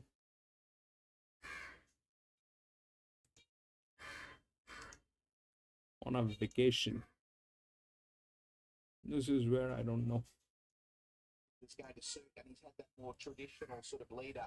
He's been building slowly in distances, and he's lightly raced. Into 225, Dear Frank, very clear cut favourite now ahead of the fourth event. Here's Phil. Beautiful. Demi. Saturday's Girl comes in, and Dear Frank to complete the line. 2020 metres with the rail out 4 here at 2,000 metre start, and they're away. And Think Romance, the one-time favourite, first one to begin. North Terrace showing speed, going to second and overtaken now by Dear Frank. And Dear Frank goes up on the outside of this leader as they pass the judge a lap out. North Terrace and Predator into third and fourth, and then Willie Sunshine, followed by Cheval Gris and Saturday's Girl back to the tail. So Dear Frank, the favourite, takes up the running as they go over the 1,800 metre crossing and head towards the back of the track. Dear Frank on top, led by a length over Think Romance in second, Predator third, tucked away the inside of North Terrace, who's fourth, and racing one off, a length and a half back, then Cheval Gris on its outside. It's Willie Sunshine and Saturday's Girl back to the tail. So Dear Frank has them rolling along as they get down the back straight. Heading towards the 1,200 metres. Dear Frank, violent, over Think Romance. A length and a half back with no changes to Credible third on the inside, and then North Terrace and a handy fourth. A length and a half, making 2 lengths down to Cheval Gris, followed by Willie Sunshine, second last, and Saturday's Girls to the back of the tail. So they're about to head off the back straight under 1,000 metres out. Dear Frank slowed down the tempo in front. That's Dear Frank leading, still by a length. Think Romance, Predator, still no changes here. North Terrace still in fourth spot. Followed by Cheval Gris, Willie Sunshine, and Saturday's Girl now 2.5 away back at the tail. So Dear Frank, first start today. Led by just a half length down. Think Romance edging closer on the outside as they pass the 600 metres.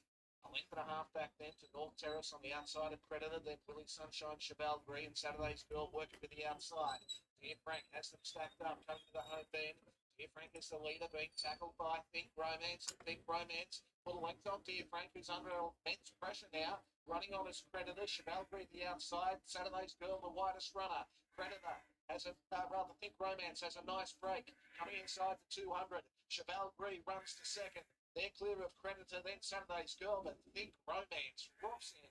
Think Romance, a big winner over Cheval Gris, a big margin back to Predator, a margin back to Saturday's Girl. Willie Sunshine, further back then, came as they crossed the line, North Terrace, and the favourite, Dear Frank, has finished tailed out last. Yeah, goodness me, don't know what happened to the favourite there, but Think Romance, well, she deserved it and she gets it. After 6 placings from 9 at start number 10, and she does it in easy style in the end. She raced clear. Cheval Gris looked the only danger when the grey got out, but that gap just continued to widen between Think Romance and Cheval Gris. Predator winds up in third spot. Saturday's Girl will wind up in fourth. And goodness me, they came in at very long intervals there. Yeah, that's for sure. She found a race today, didn't she? I think Romance. She's been placed 4 or 5 this preparation. She's very honest. Just in previous runs, she's just lacked a little bit of dash, but she was right up there on top of the speed today. Travelling well outside of the well-backed runner in there. Dear Frank, she put him away very, very early in the straight, and then you were just looking for the challenges. I think it was a nice run from Cheval Gris. She'll pick up a win soon enough, but the winner, Think Romance, simply much too good. Yes, and they left it very much in the bag with Dear Frank, who's run tailed off virtually over the line. Hope everything's all right there. Anyway, any more news, we'll certainly pass it on in relation to that. But that was race 4, done and dusted here from Newcastle.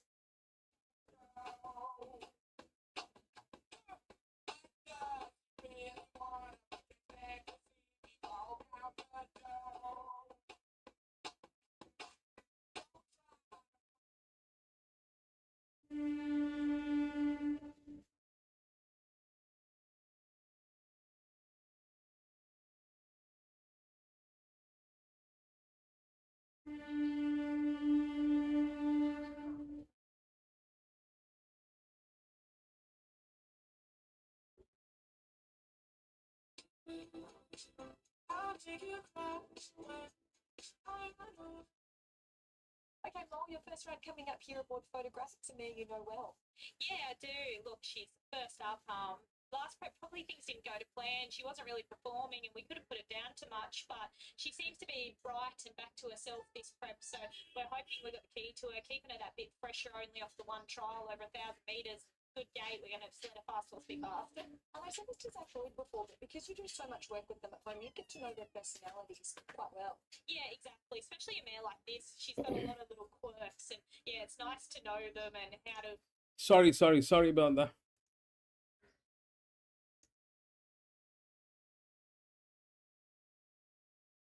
Man, I just went to the washroom. Did they play music? If they did, then we'll get a copyright.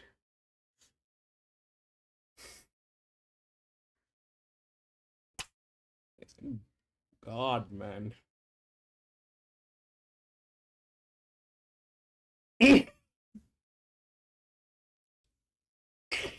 I'll set this as a private video. Once the thing is done, I'll set it as a private video because otherwise we'll get a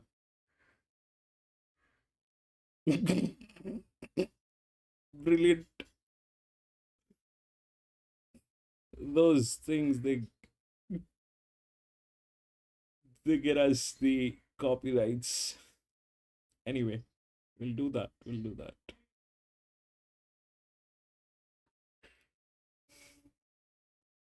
So far I've got nothing, bro.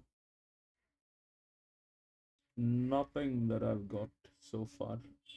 Not a single race was...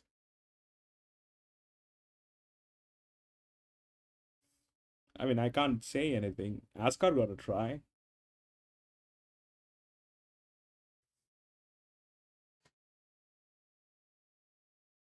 But I haven't gotten anything.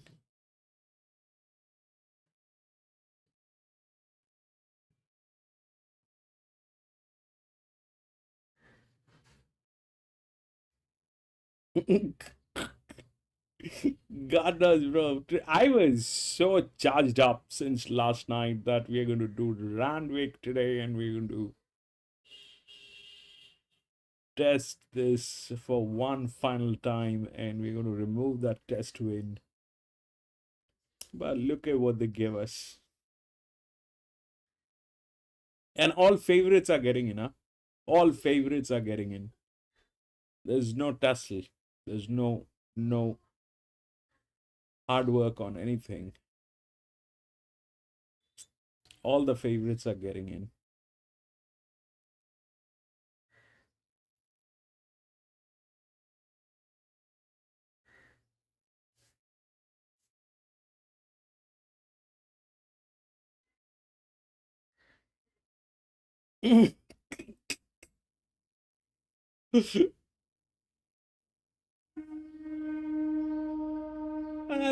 That's I think a part of the game. Not every race is where you need to participate. I mean, I don't. Simple.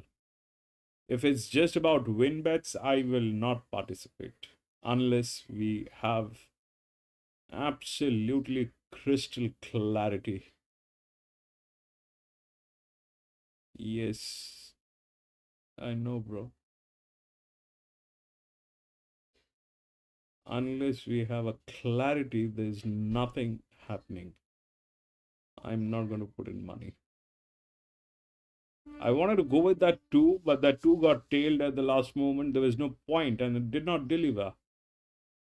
There's no point going with a win bet on a horse that's getting tailed. I don't do that, and I will never advise anyone to do that.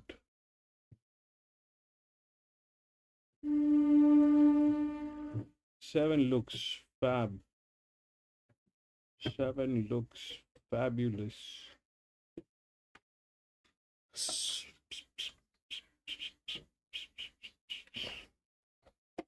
We just want to take a look at the 8 and then we'll see how RaceNet is describing this race. That's the 8.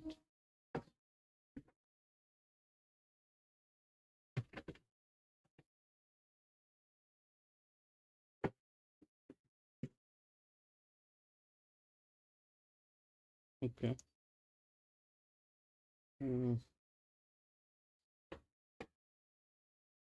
Same thing as what we have. 7 is fit. 7 is with that number, but it doesn't have the other side of the rail. It's looking fabulous at the paddock. It is looking fabulous, but it has technical difficulties. It's not going to be easy for 7 to win. It had to have the other side of the rail. This is a killer one here. That brings in 6 and 4, which are there. 6 and 4 definitely is there in some way or the other.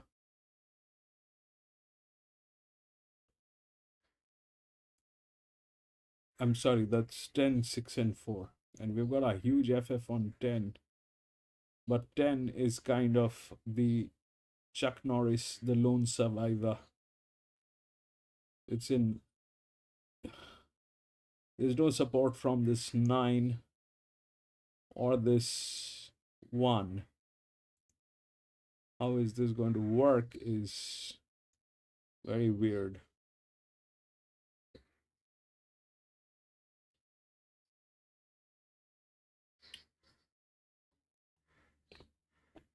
Seven is a good one. The only thing that will work on 7 is if 7 takes a lead and doesn't look behind. If 7 wants to play this, then 7 has to take a lead and not look behind. But that will not be the case because the gate speed is not adequate on 7. The gate speed is probably with 4, 9. These are the people with the good gate speed.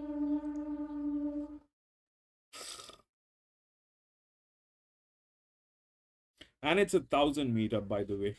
So I don't know what to do. I want to do something, but unfortunately, I do not know what is that something.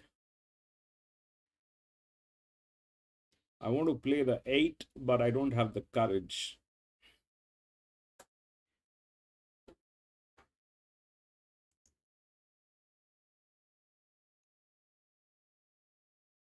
I'll be out.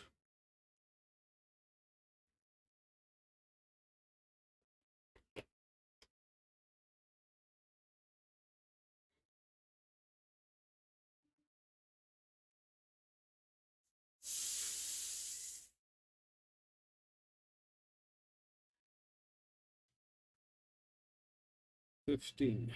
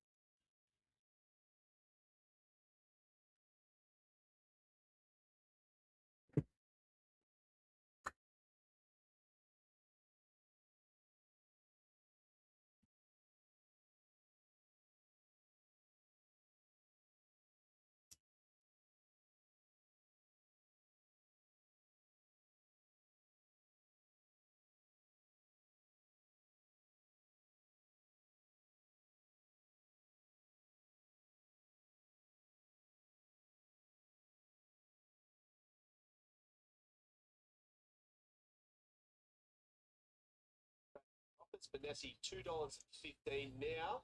And I don't think you'll get much better than that as we head up to Darren Flindell for race 5 at Randwick. Macadam Zoo Ripper moves into the wider gate. Zach Lloyd with a double already, teaming up with John Thompson, been trialling well Zoo Ripper. And Altercation moves in. So here comes the favourite now, Benassi. and a Cool Storm. So 2 out.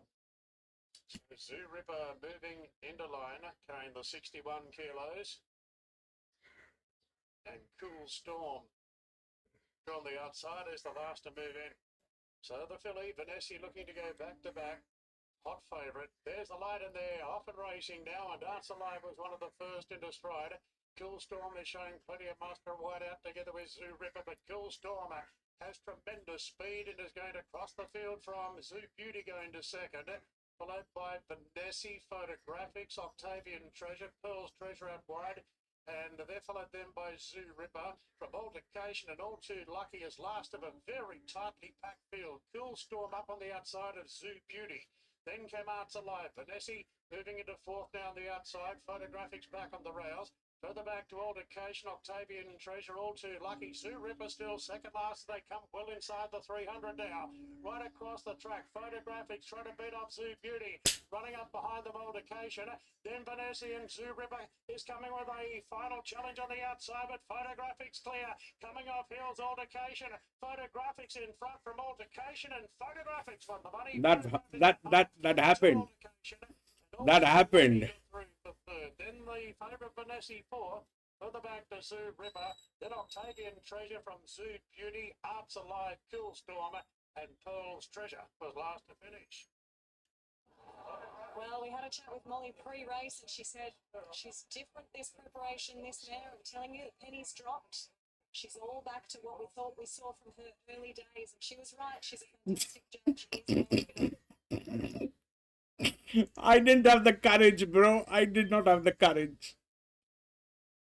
I did not have the courage to go with this.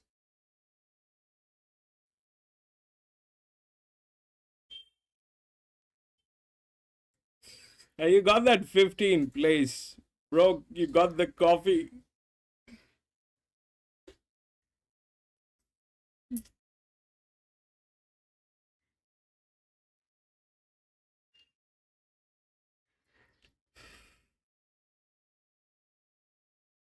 Yeah, we had it, but I did not have the courage.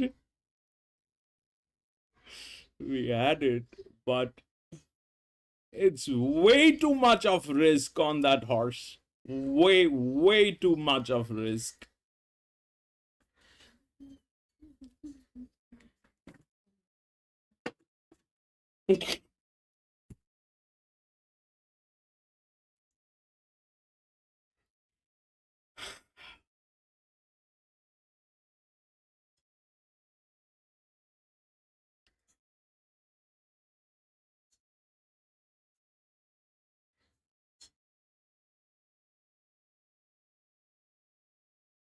Man, this had to have a little more clarity on this. I was not sure. I was not sure. I had that thing,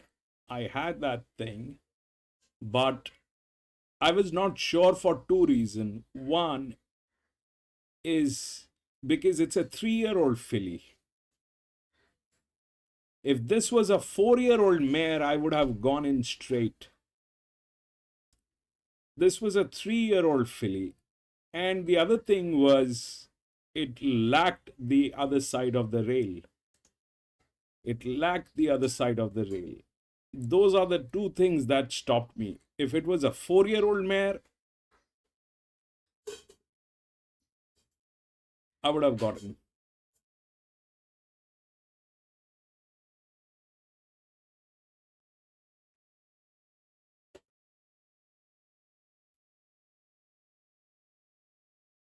So if you look at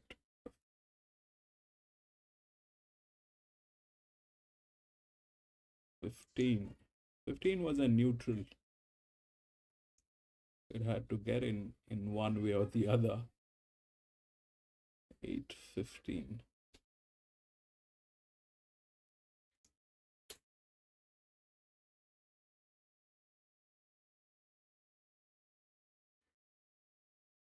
That's brilliant, Jimmy. That is brilliant. What are the numbers? Do you know the numbers, Jimmy?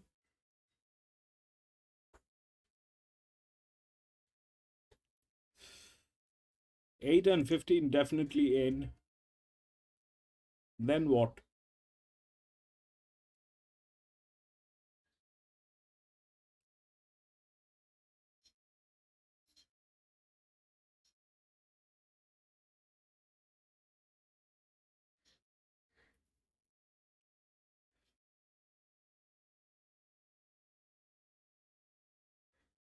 Let's take a look at the numbers. 8, 15, 9 and 6. 8, 15, 9 and 6.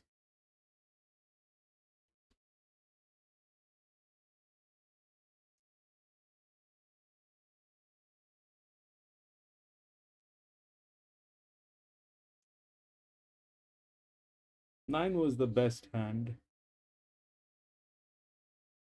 6, I think, was the favorite.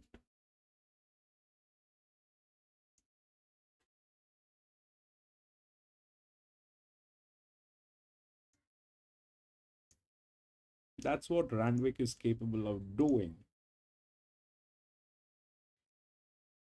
Well, we'll go to the next. We'll see what happens next. 3 has been scratched.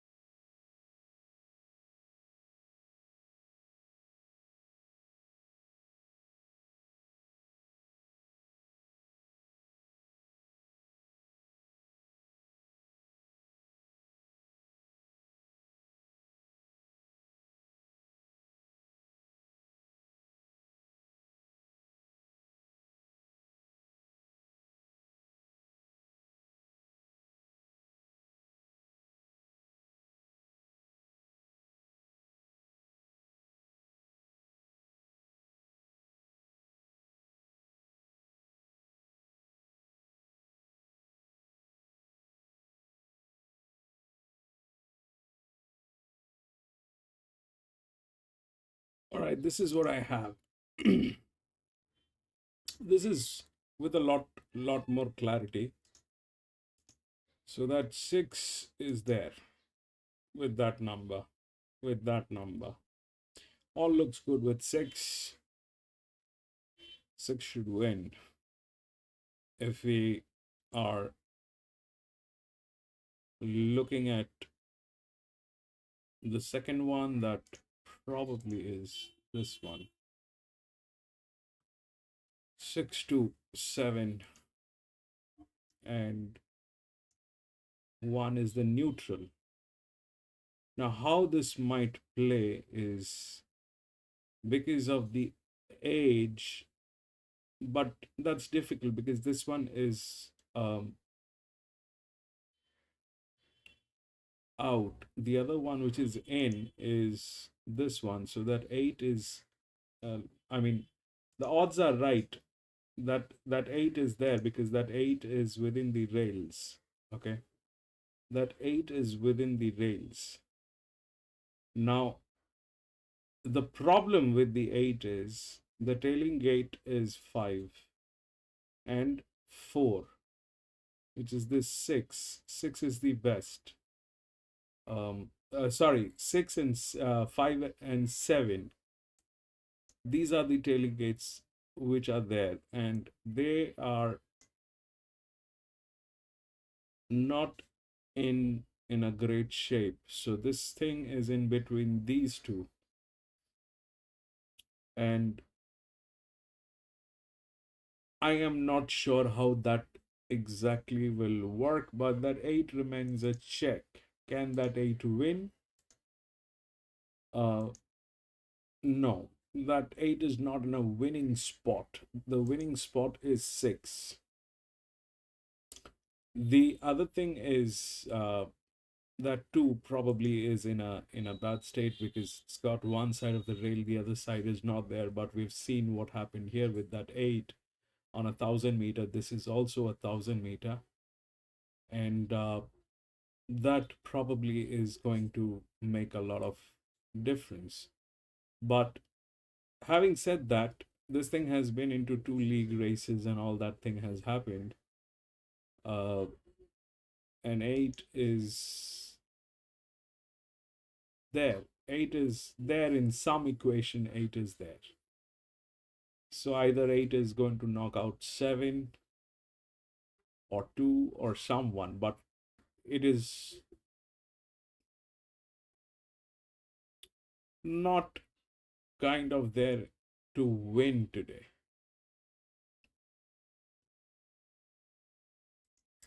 So 6 is a clear go, I think. 6 is a clear go.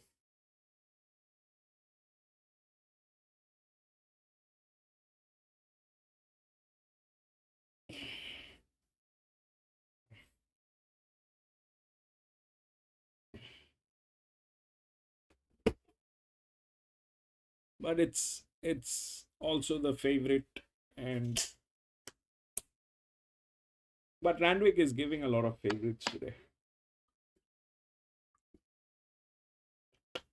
But I'm going to be out. I'm not going to play a favorite. That will not, I will not do this today. Out.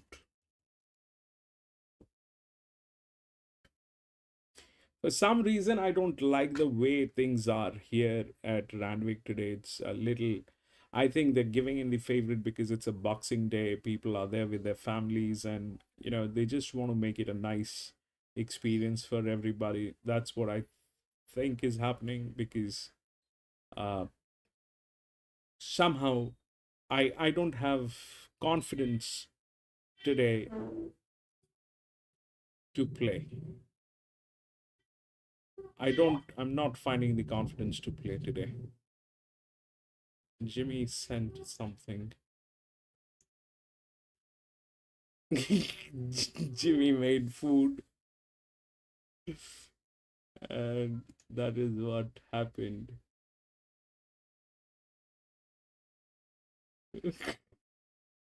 Fabulous.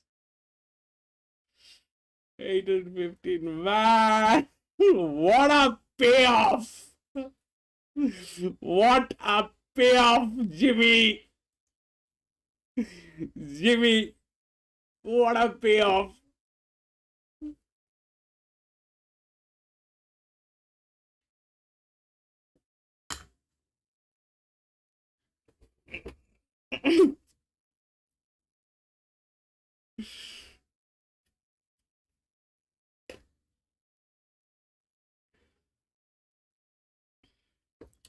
That was beautiful. That is outstanding.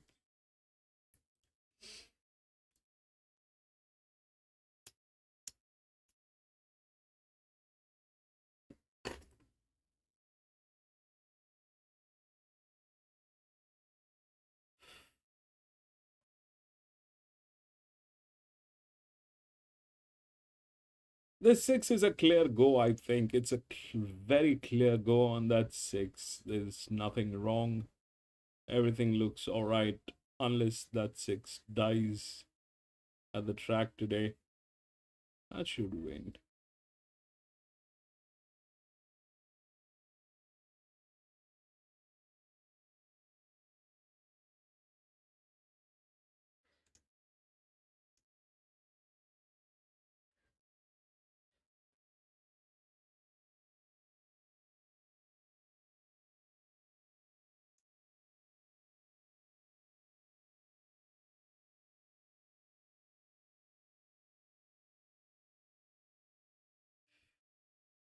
That's beautiful, Jimmy. That is beautiful. That is remarkable. That's one race, and you're at $250, bro. US. That is 250 US.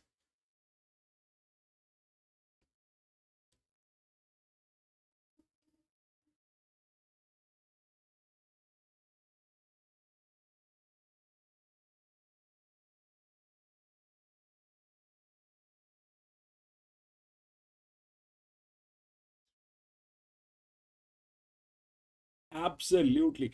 I did not find the courage, Jimmy. I kind of, I think I'm at a state where I'm not going to take those risks because there are loads of people in the channel, and I do not want to be a reason for anyone to suffer. If I was playing myself, that would have been a different thing. But I'm very scared, bro. I have seen people going nuts on horse racing. I've seen families getting destroyed. I don't want to encourage that. I do not endorse that.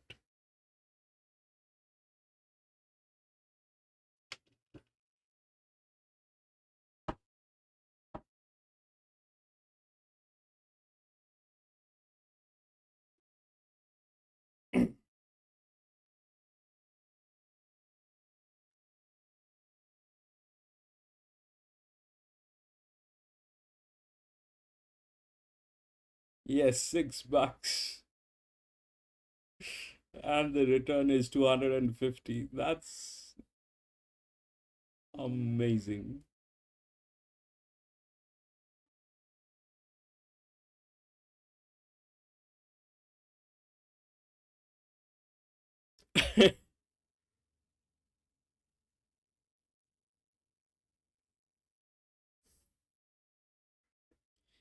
We'll see this one. I'm not going to play the favorite. I am uh not going to do that.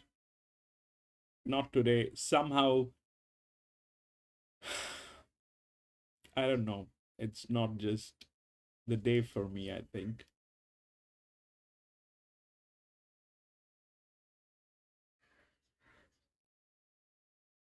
Plus I did not get a good start today.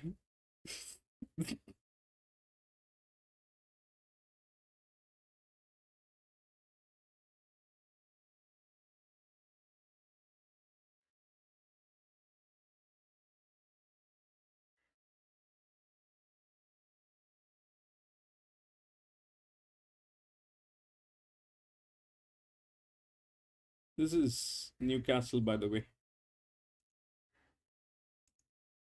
Side on at the first attempt. Ruby serve currently at 3:30. And Lights of Paradise at 4:40. $5 for Pensativa. Starters out front already as Ruby serve now goes in.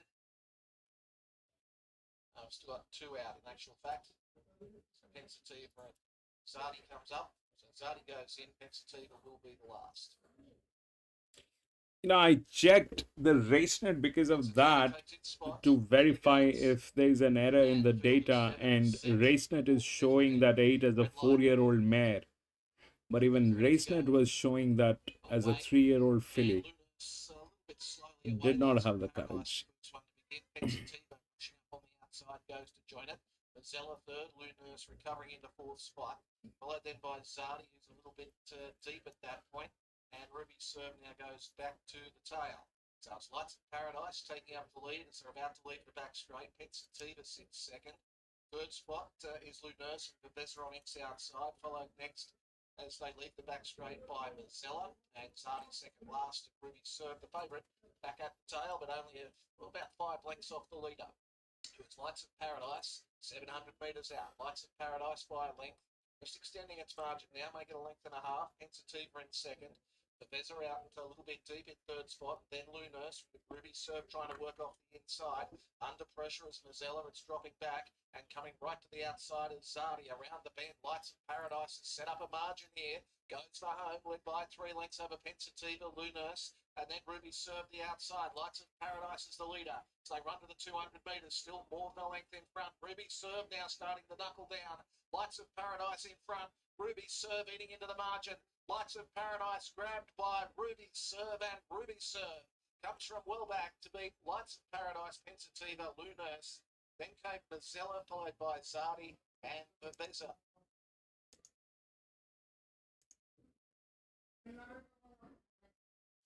Four, 3, 7.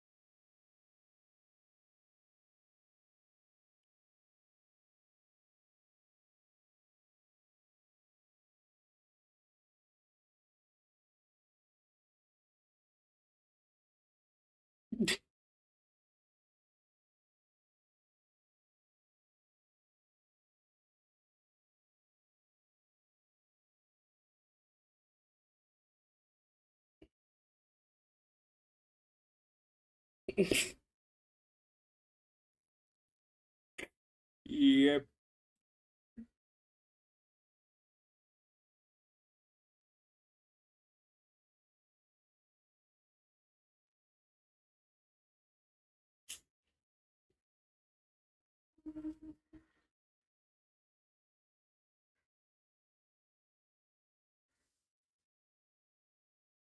The only thing that needs to happen is the 6 doesn't need to get tailed. If the 6 is not getting tailed, then all's good. But I'm still going to stay out of this.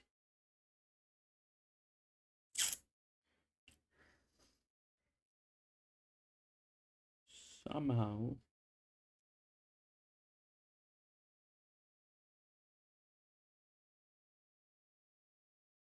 That 7 is in the best hands, all right? That 7 is in the best hands.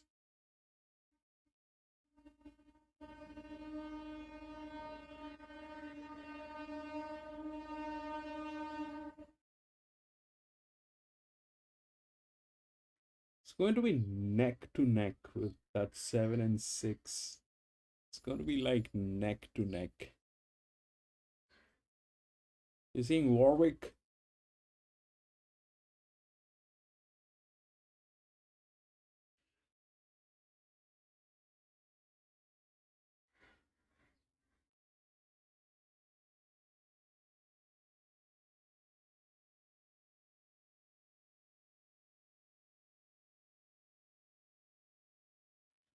That 2 has a lot of leverage, but that 2 is in very disastrous hands. Those people are absolutely disasters.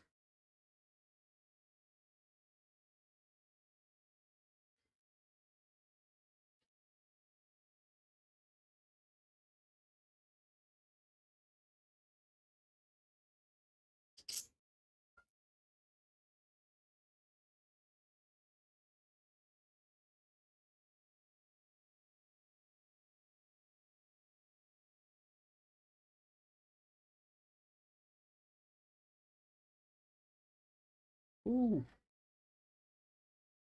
what are you, baby? 5.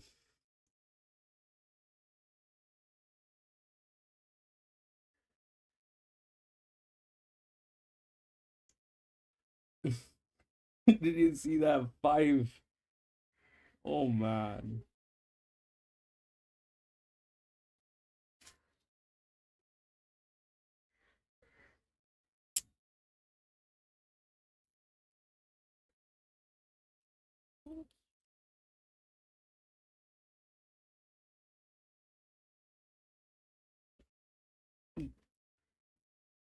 That 5 looks like more like a greyhound than a horse, man.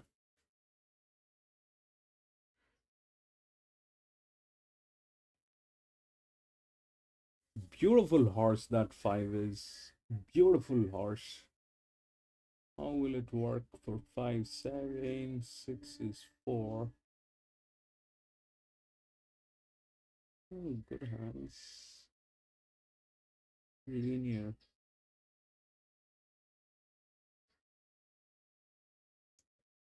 Okay, 6 and 7.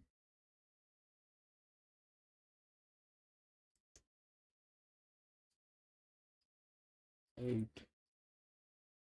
has support. Linear.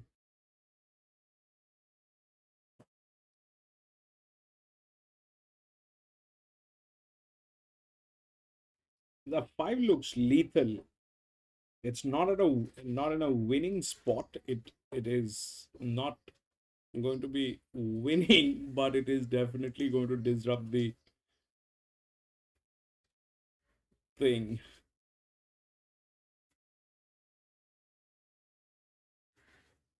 That 5 will not. I don't think that 5 can win. It doesn't have 5. Did you see that 5, bro? That 5. In that case, what will happen is that 7 is going to get knocked out. That's the only thing that can happen. I mean, 2 is anyway in very mulish hands. But if that's what the scene is, then that 8 has to give the support to the 5. If they build up the pack, then 7 probably 4th. Then 1 and 2 are out of the equation. Very sharp, very sharp. And it looked like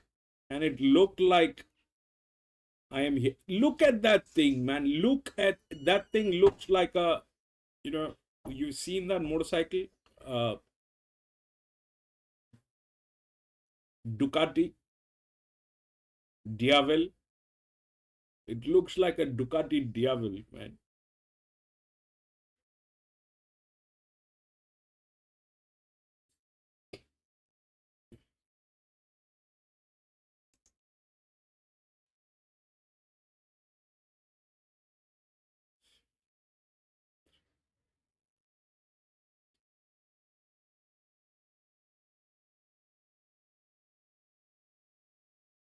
Yeah, so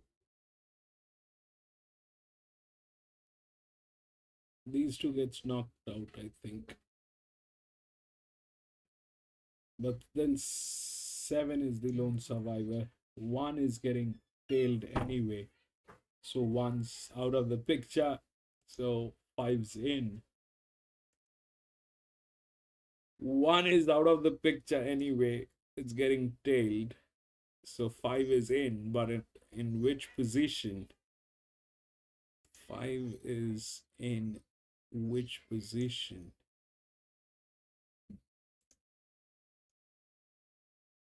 5,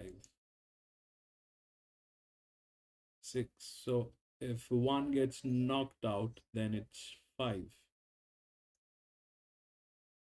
But for that, one has to get knocked out.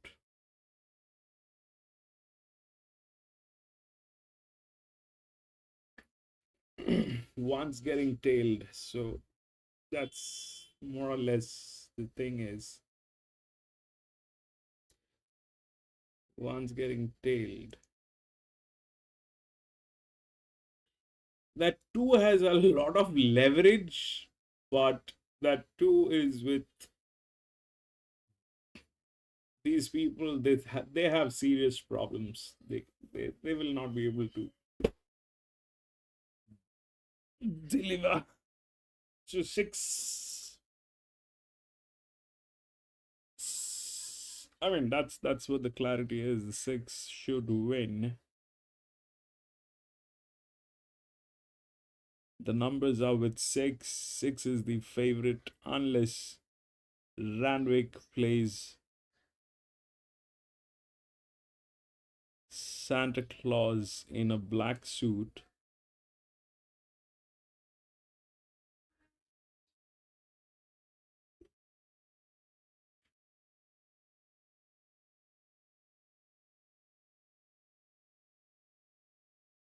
Everything is getting tailed. All right. 7 is also getting tailed. That's what is that? That is 2, I think. I don't know what it is. This is great.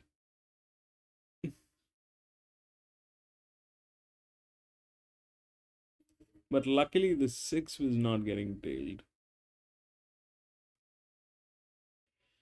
When I'm right now, I'm very scared. Everything is getting tailed, and that 5.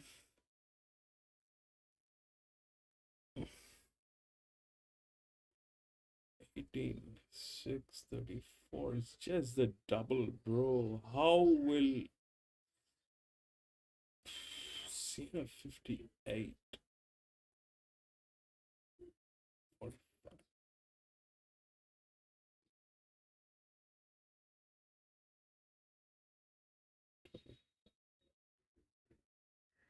So,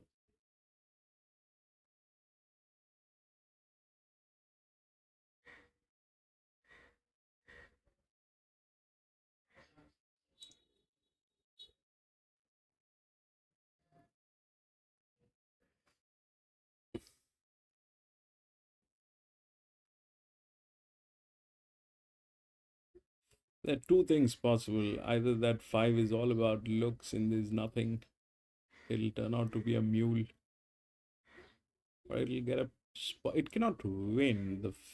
It doesn't have that kind of physics with it to make it win. That will not happen, but I won't be surprised if it gets to the 3rd position. Not the top 4, maybe.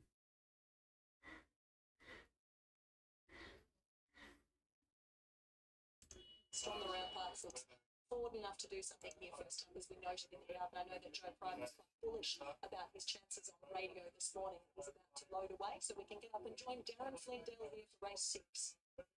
Cheers, thanks, Dave. Storm the ramparts. Shade of odds on now at $1.95. Runner up to Jeddah Beale when it last raced in April. That form's looking pretty good for a benchmark 78 here. The chief conductor There has been money at longer odds. Chief Conductor is the last to move in for race 6 on this 8 event card. The Darley handicap, and now they're locked and loaded. Stand by for a break. Race 6 here at Randwick. Storm the Ramparts heavily backed and they're off and racing. And Storm the Ramparts has jumped out well. It's racing for a forward position. From or Dead Extravagant Ladders right there on the rails, and Frilled is pushing right through the middle as Cecil Street Lad just eased back a bit. Then Don't Doubt Merlin and Chief Conductor is last. Frilled is moving through the middle, but together with All Death and Extravagant Lad is pushing through on the rails. So a line of 3. The heavily back favourite Storm the Ramparts for a strain now. Just trying to get a bit of cover on the bend. Don't Doubt Merlin the fence. Cecil Street Lad between them. Chief Conductors last of all. Extravagant Lad and Frilled. They come up the rise together. Audette is being scrubbed up in the 3rd. And now Storm the Ramparts is the one coming right down the outside. Extravagant Lad is joined by Audette. They beat off Frilled.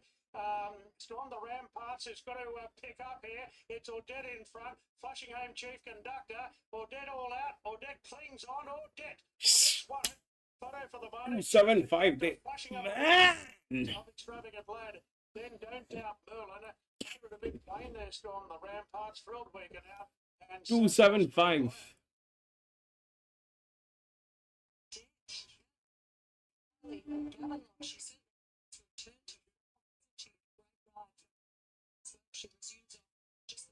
No, you are lying.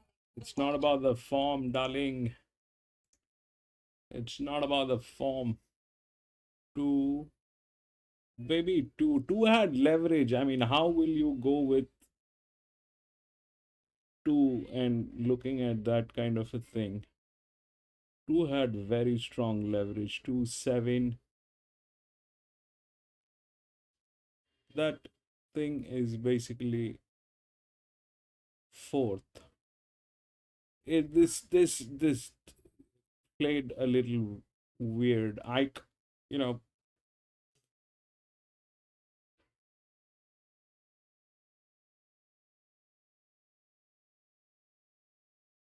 This is all the way more makes me nervous to play when they do stuff like this.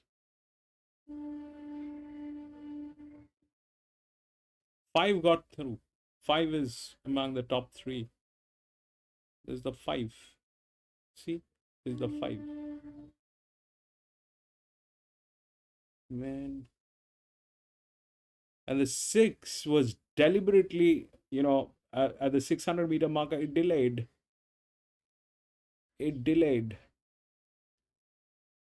If you go back and see the race, the 6 deliberately at the 600 meter marker, it did not push the button where it had to push the button. It delayed.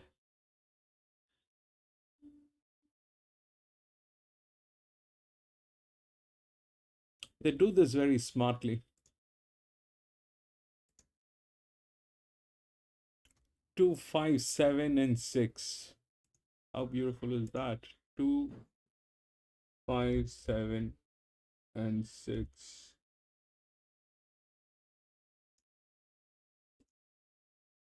2, 5, 7, and 6. That 5 looked very ferocious, but that's just not what it should be. The 2 had a lot of leverage. That 2, I mean, getting to a second position, that's 2. 2 I anticipated. 2 is on papers the second one. The first one stays 6.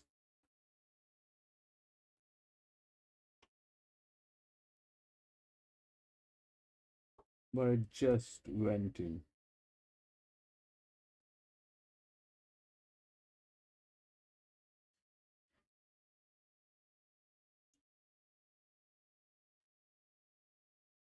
Two.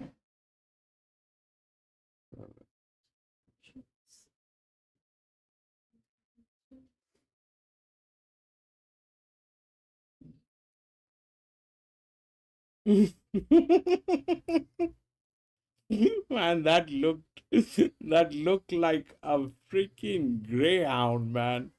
After a long time, That was a beautiful horse. There's no doubt, but no, it was not in a winning position today from any angle. But what actually happened is that this was not played rightly. This was not played rightly. If you go back and see the race, I mean, that's what I've seen. That the six delayed on the 600-meter marker. Anyway, we'll go to the next.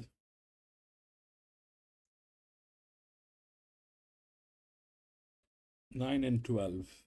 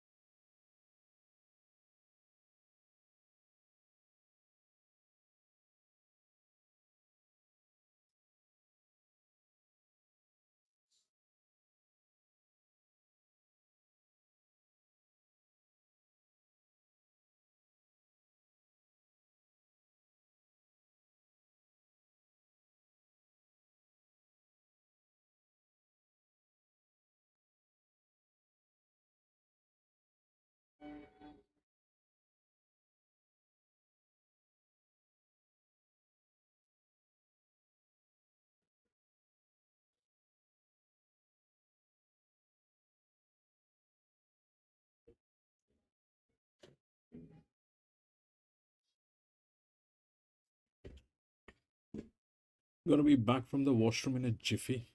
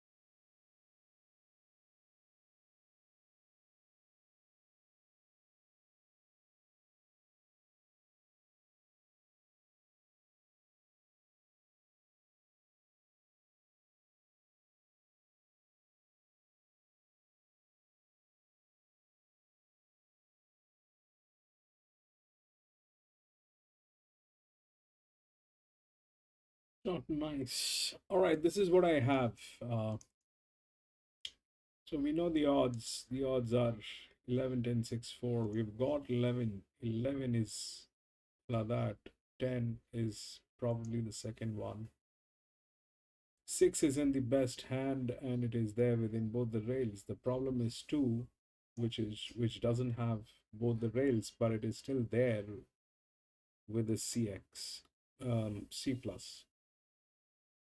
Now that's what is apparently looking like. Now that 4 is there also within the odds, and it's a very,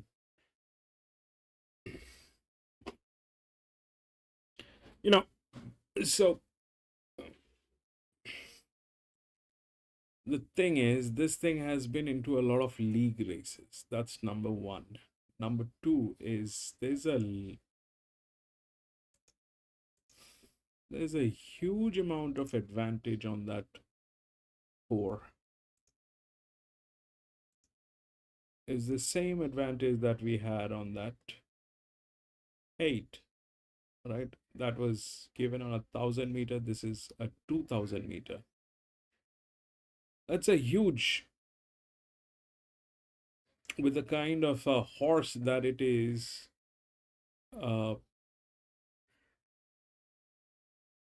That's a huge amount of advantage which is there on that 4. It makes it look, the rest of the horses look like dwarf. Now,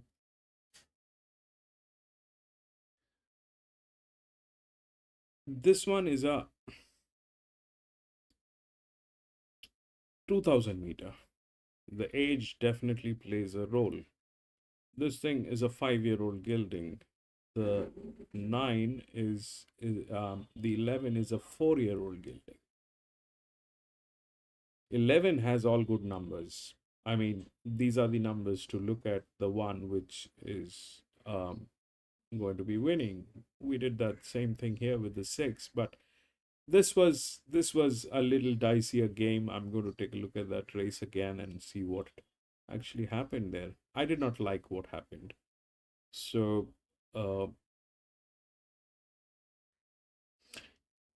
this 11 is a good one. That 11 is a good one. That 6 is in the best hand within the rails. So 6 will get there in some way or the other. But if we have to take a win shot, that would have been 4 with a lot of confidence if we had the rails. We don't have the rails with this one. Now, when I say we don't have the rails, what does that mean? Is it doesn't have the rail support, all right? Please consider these green lines as the 2 of the rails which are there. They are measured on a you know, that's a measurement that is there, and we do races on those bases. So they need to be within the rails to win the race. The advantages work after they're within the rails. So this one is not within the rails, but the advantage is huge, and it's a 5-year-old gelding. So what probably we're looking at is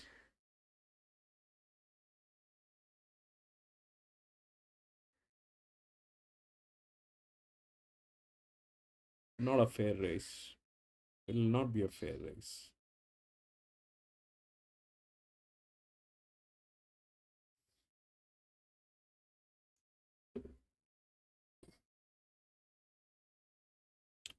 It will not be a fair one. Yeah, so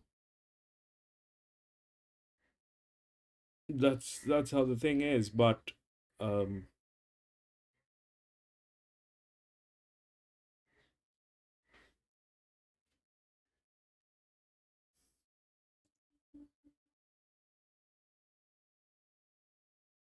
because if that 4 gets in,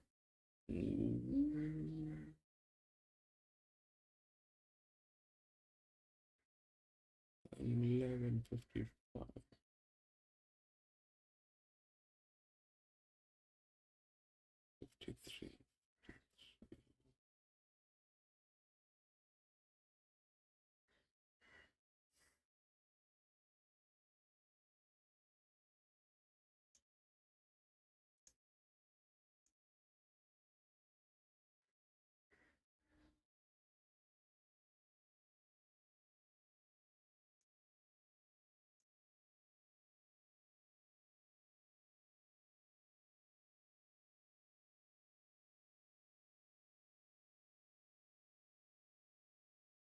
These two are neutrals.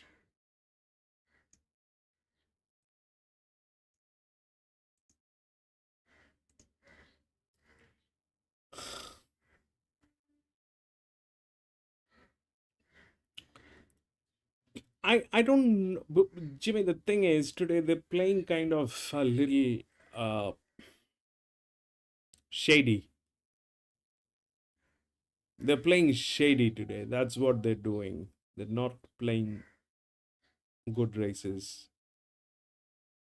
And that's why I stayed out of the previous one, even after having a very, very clear shot on that 6. I stayed away because I'm not comfortable. The thing is when I race or I do anything, I if I don't sense well, I don't get into it. If I smell fish, if I smell stink, I like to stay away. And for some reason, I don't know, I'm not feeling great here. This is not the usual Randwick. This is not great racing today. That's what it is. They're probably playing a midweek, and people would say that that's what horse racing is all about. But then what I can't support is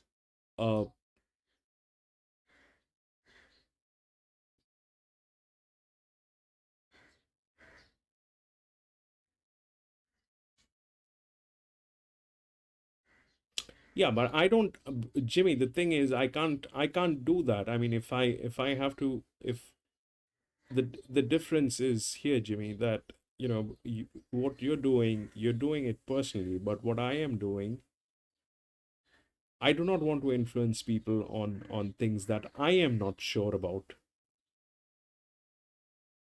And when I'm not smelling right, I will not take those chances. If it is fair racing, I am losing, that's a different thing. I've been losing for last 3 months just to keep testing and get that win bet.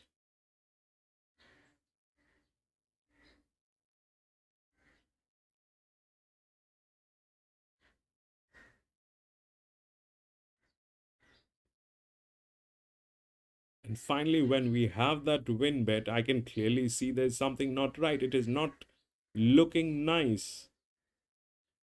It is, I don't feel great. I don't feel good. That confidence is not there. I don't have that confidence. I can't move.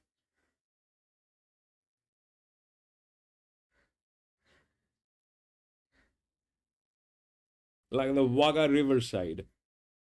We were getting races, but I did not have the confidence. I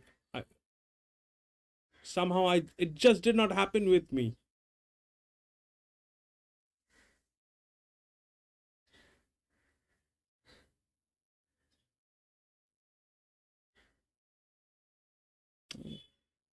Whatever. Yeah, so I'm going to step out of this one because I think that the 4 has been given a very, very weird kind of an advantage which is there. Probably that uh,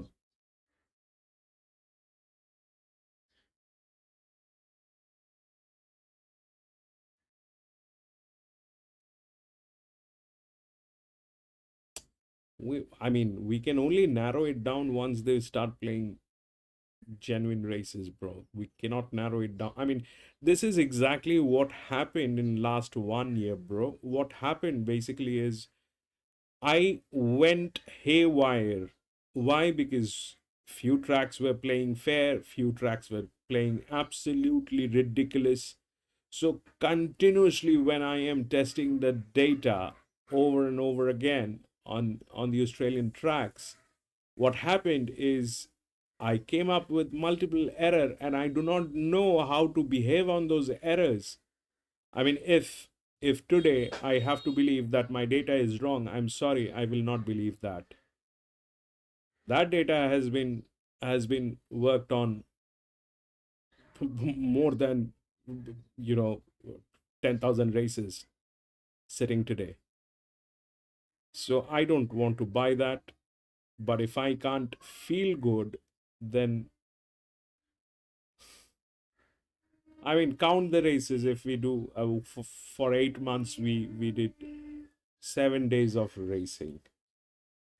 If on an average you do 7 races in a day, how many races have you done?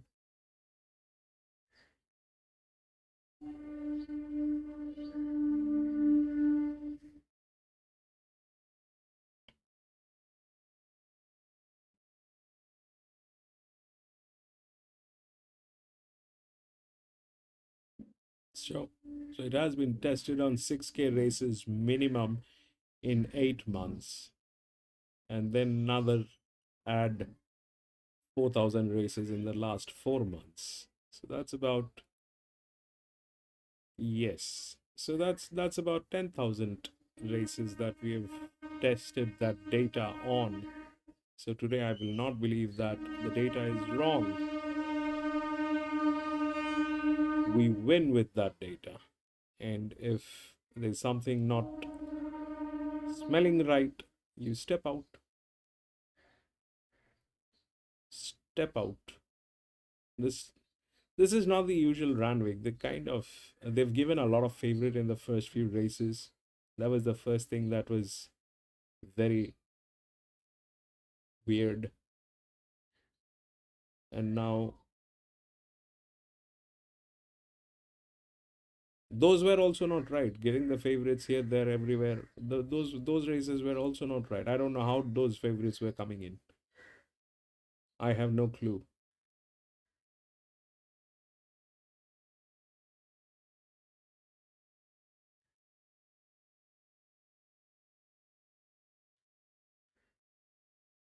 But yes, this one, the 4 has a very strong advantage. Very, very strong advantage.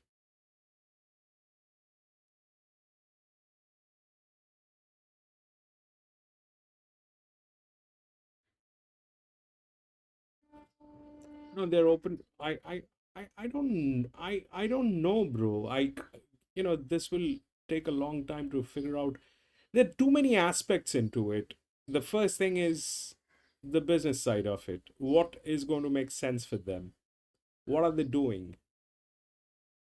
So they, if you calculate the local time, they probably played those favorites till the time people were not out on lunch. The moment people went out on lunch and it got into, I mean, they have been into the international pool from the first race onwards. So there must be some indicator somewhere that says that, there's a decline on inflow. Yeah, but not everybody is going to stay there. There are indicators, bro. There are indicators. There are financial indicators everywhere. There are financial indicators everywhere. There's a cutoff for everything. You know how the stock market works. There's a cutoff at the stock market as well. They will cut off at one point of time. Yeah, so they must have some kind of a strategy in place that does that thing. They will. It's all about money. There's, there's nothing else into it. are taking our chances, but it is all about money. We're dealing with, yeah, 8 is a color, but it doesn't matter. Anyway, 8 is a color. That's the tailing gate.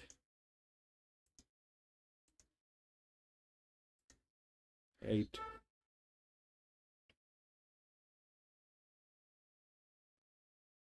Four, 8, 27.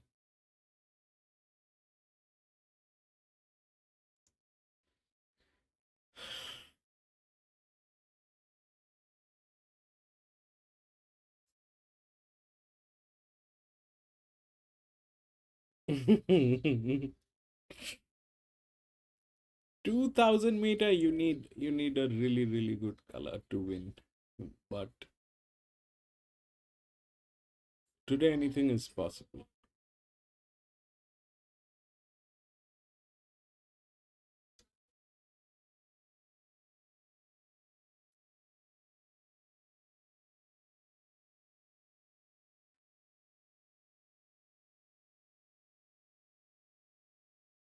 So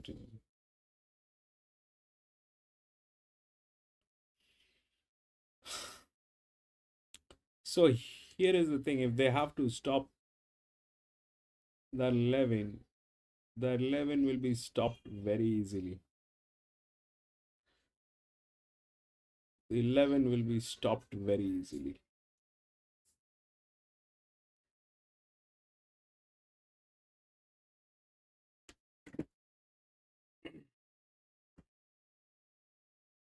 I'm not in. I'm out.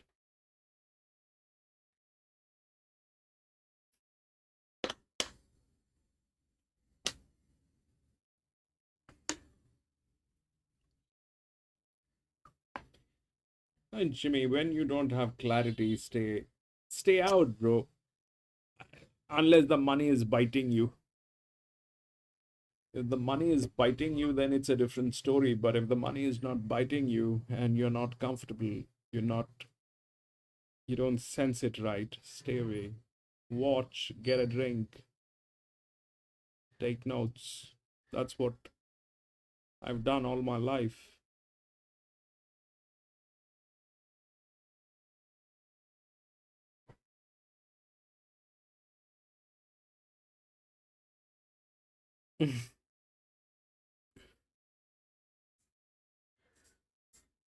But I remember it was back in the days, 2015 or 2015, 16, during sometime like that. So I've been working on the S&P 500 for a very long time, and uh,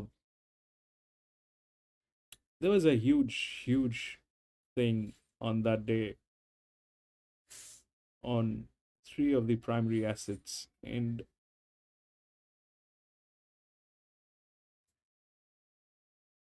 I don't know why, but I stayed away and I took my clients out of that. So we'll do it next day. We'll do it the next day. Let's not get into the rush. And I think that thing fell about 100 points. That thing fell about 100 points, and people who did not have their stop losses, they kind of.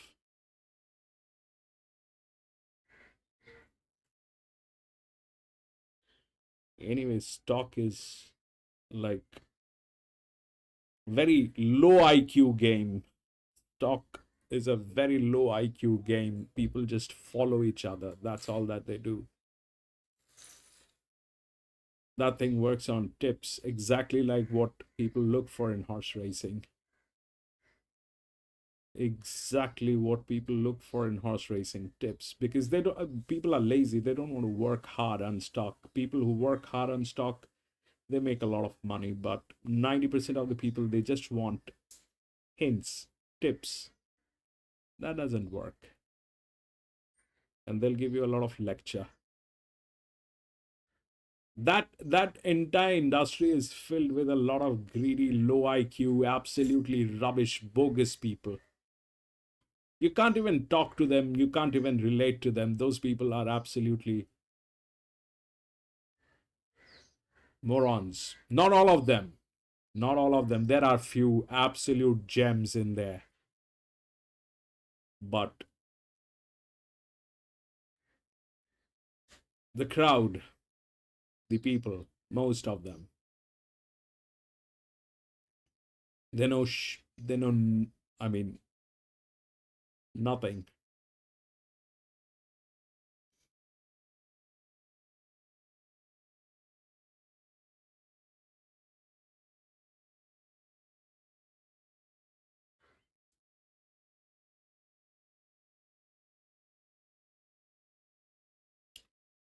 One Gentileschi. So back up to the top of the board. Townsend's pretty solid here, 5 to 2, $3.50. But Osipenko's been very, very well backed late to beat it, and also Naval College. So they're the two to beat the favourite, where Tabby Time has been very soft, $3.60 out to $5. So Townsend, $3.90 now. That as I speak, as I look back up on the board and that updates, it's just got out that couple of rolls. As we move up to Darren Flindell for race 7 at Randwick. A prize money of $2.3 million, recently winning the Wyong Cup back in September. And this being hailed as his last start today, Lions Roar. So he's the last to move in. Rustic Steel, one from the outside, is locked away. And Lions Roar goes forward, and we're ready now for the running of the Schweppes Summer Cup. Townsend is the favourite. Stand by for a start. From Waterout Townsend. A few lungs to the gates there.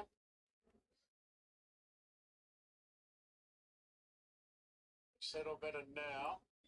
All appears to be calm inside the stalls. Ready? Got the all clear there. Rustic Steel is moving around a bit. Now they're right. Gates are back and they're off and racing. And Townsend left a lot better today. Naval College floating and Osipenko aboard began sharply, with Townsend moving forward and Lions Roar as well. This is a good go for the lead in the early part, and Rustic still wants a slice of the action as well. Tarby Time drops back, followed by Skylab Converge, the Waterford, and Gentileschi's last of all. So Lions Roar at his swan song today moves up on the outside, and Townsend is still pushing forward. Osipenko much closer today, but being restrained, and whipping up on the outside now. Rustic Steel goes to third, Osipenko fourth, and Naval College will settle in fifth. 2 lengths further back to the grey, floating on the outside of Tarby Time. A gap then to Skylab in advance of Waterford, then Converge and Gentileschi's last of all. There's been a bit happening up front, but at the end of the day, Townsend races to the front now in the hands of Rachel King. Holds the front by 3/4 to Lions Roar. 2 after Rustic Steel. Osipenko a close fourth. A length and a half into Naval College. They're followed by Tarby Time, who's positioned midfield on the fence at this point. From floating its outside. Then came Waterford Skylab. Now Converge starting a bit of a run from the tail. And Gentileschi dropped back to last of all. So Townsend is rolling, approaching the turn. Looks as though Rachel King's up the ante again. And it's got Lions Roar gasping for air. Rustic Steel moving up on the outside. Osipenko there on the fence. Then came Naval College, Tarby Time floating, and Converge as they come into the straight now. And Townsend shows the way. Osipenko goes to a clear second as they come up the rise. Osipenko's going after Townsend. Tarby Time running on, and Converge is coming right down the outside. Osipenko moved up to Townsend, put the head in front. Tarby Time and Converge, the pair closing in. Osipenko just in front. Tarby Time's going after him now. Osipenko just in front of Tarby Time. Osipenko, Tarby Time. Oh, I'll stay out here. Osipenko and Tarby Time who dropped the nose down. Townsend's kicked on for third in front of Converge, floating the Naval College Skylab. Further back, Gentileschi, a gap to Waterford, Lions Roar, and Rustic Steel. Oh, it was tight, but Osipenko looked to just keep kicking. It's a photo between Osipenko and Tarby Time, who just lunged late. The 11th. It looks as though perhaps 10. Just got the job done there 10. over Ossa. Wait to see. But maybe Tommy Time has done it. Ossa Penko and then 11 times. Yeah, it's in the photo there, I just saw Ali. It's going to be a Tommy Time. Stuck their head out right on the line. That was a grinding last 100 metres. You thought Osipenko was probably home. 10, 10. There's the numbers 10, 4, 11, and 6. So Tommy Time is your winner there. And I thought it was a really gallant effort. It looks like Osipenko is just going to keep fighting. There was a great duel over the last 100 metres. So big drifter in the betting. A bit like a horse earlier in the first race in Jewel, but got out to the $4.30 there on the tote, as you can see. But Osipenko, it just looked like the perfect run. Came out to win and just got beaten there over the concluding stages. Townsend had just to run into that breeze. I thought was honest, really upping the tempo of that 800. And Converge was another one, and just slowly getting back into form, but too strong there late. Ali Tabby Time. It's just a good ding-dong battle though down the straight. Oh, he was just too strong, wasn't he? And he looked the best I've seen him all preparation. He was tough today. Yeah, he certainly was. He just presented in really good order. Full credit to the horse. It's his first time over 2,000 metres. And what better way to try with that true weight, 53 kilos. And the riding's been on the wall for him all preparation. He's arguably had some unlucky runs. Yeah, he certainly has. He's a horse that's racing really consistently. And as I say, it's the right time. Yeah, that happened.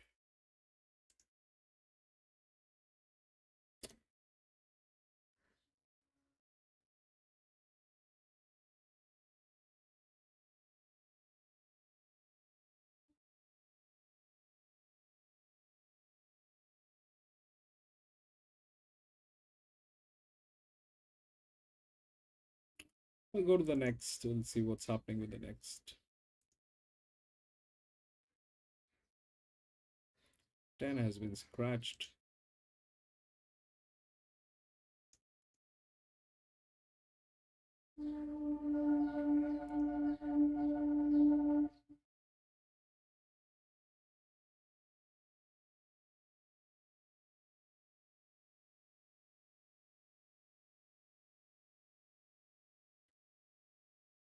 Brajesh, please tell Pinjara results.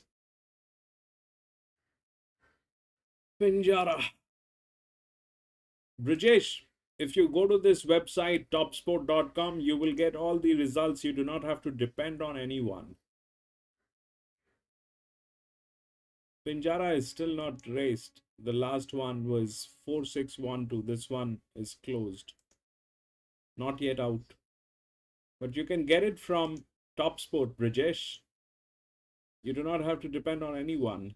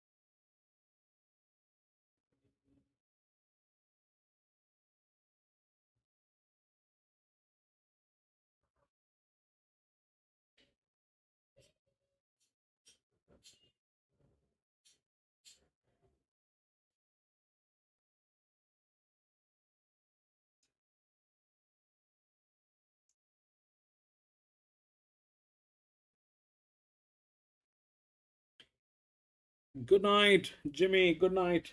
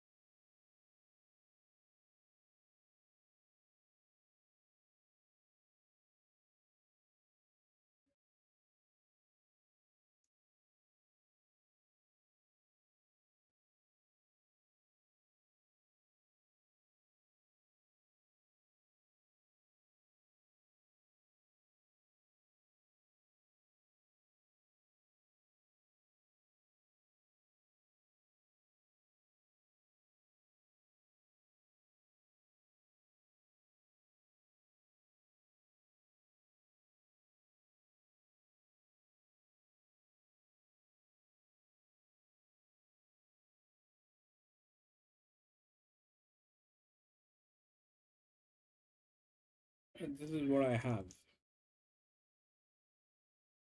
That 9 is in the best hands, but it's not within the rails. 5, we've got a clarity on 5. It is also the favorite.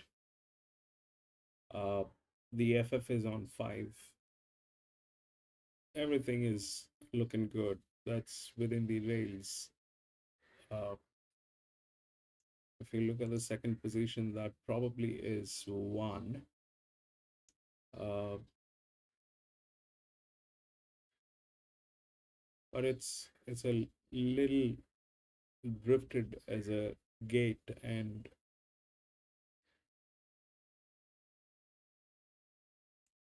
people are also kind of funny, so that 1 might be replaced by this one.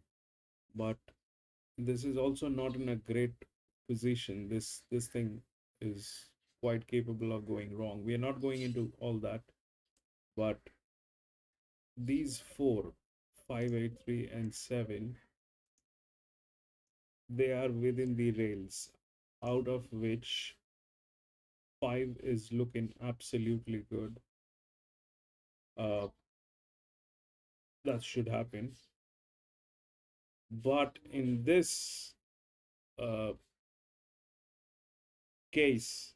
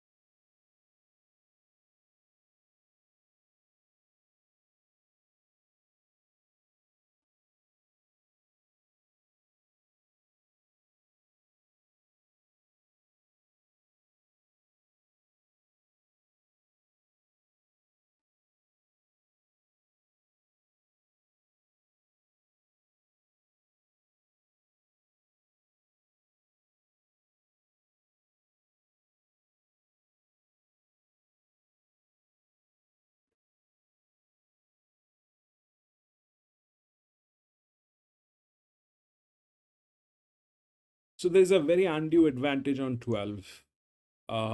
This, it's not a winning advantage. This is not a winning advantage. That horse is not there to win. It's not a good horse. It just has a heavy body weight. That's what it has. But it has a lot of advantage that has been given, and I'm not quite sure why that advantage has been given to that 12.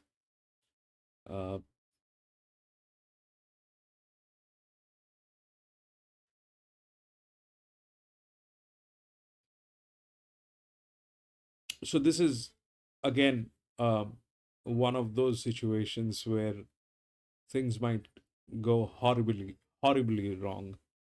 That 5 is the favorite, and the numbers are very good with 5. But when we look at the 12, that 12 has been given some very undue advantage, which is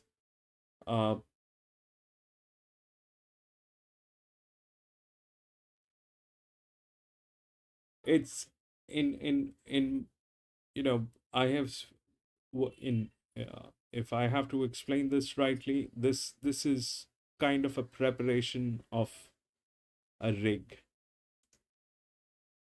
It's a preparation of a rig.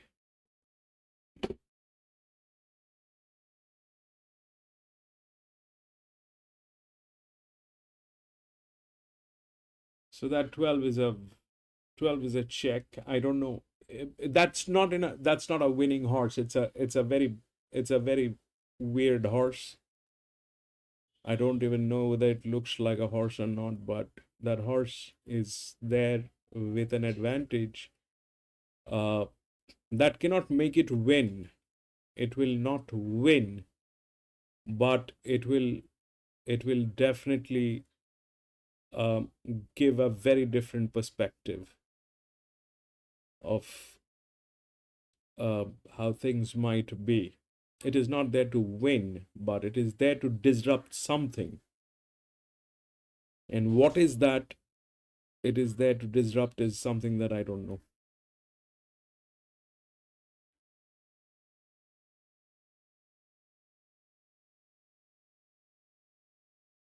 It's not at a winning spot, but if that's been given, generally this kind of a support is given to build up a pack.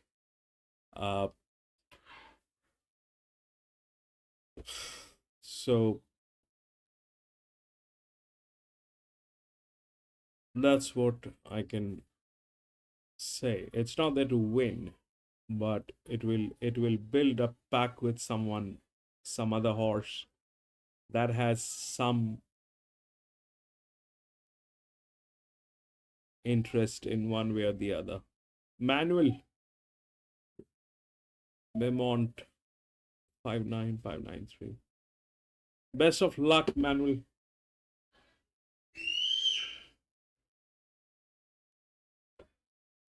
It's been a very disappointing day today. It's been a very disappointing day. I had very high hopes today with the races that they'll come up with some really nice races and we'll do the racing. But today it was very disappointing.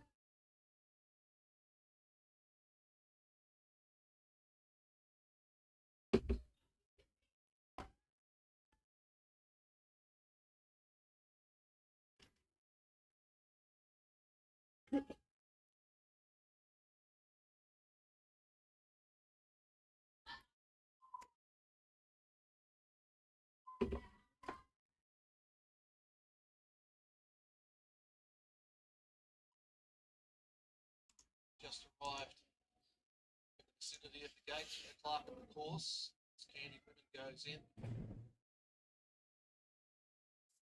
We'll take a look at that 12 at the paddock. What does it look like? Big. And leads himself to 8 to run on a momentum day. $1.70 for Spicy Hot Pot. Red lights on. Set to go. Rockabilly with the inside gate. Just a little bit fidgety. Rockabilly settles again now. They're away. It's away fairly well. Rockabilly. Spicy Hot Pot began nicely. Titan Star coming over from out wider and not that far away to Mission Ridge in the early part. It's Spicy Hot Pot looking to take up the running here.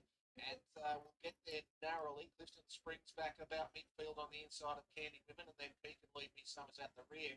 So the leader is Spicy Hot Pot as they come down the side of the track.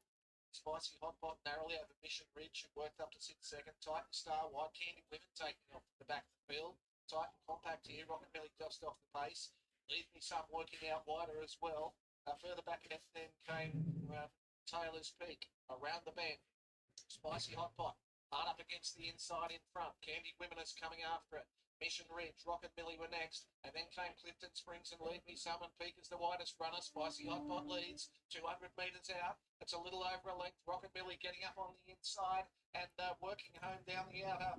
Then was Clifton Springs, but it is Spicy Hot Pot in front. And Spicy Hot Pot over Rockabilly, Clifton Springs, either Peak or Mission Ridge for fourth, and then Lead Me Some, Candy Women knocked up. Titan Star last in. They're always in control. They were tight and compact coming around the home corner, but you just got the feeling there was going to be something left in the locker. And she found sufficiently the Hot Pot, Spicy Hot Pot, winning the last mick over Rockabilly, who got up on the inside. Manuel, you got the 5 and 3 at least. Good though, winds up in third spot. And that was Clifton Springs, who's run a cheeky race. At Peak, will wind up fourth. Yeah, look, it was a good performance, wasn't it? Spicy Hot Pot chalking up her third career victory today. First up for 5-3-8. and she was wound up and ready to go. They sort of bunched up coming to the home corner, and you're just wondering. Beautiful numbers, Manuel. Beautiful numbers. Beautiful numbers. That 9 kind of sabotaged the entire thing. Other than that, you had almost everything, Manuel. Beautiful work.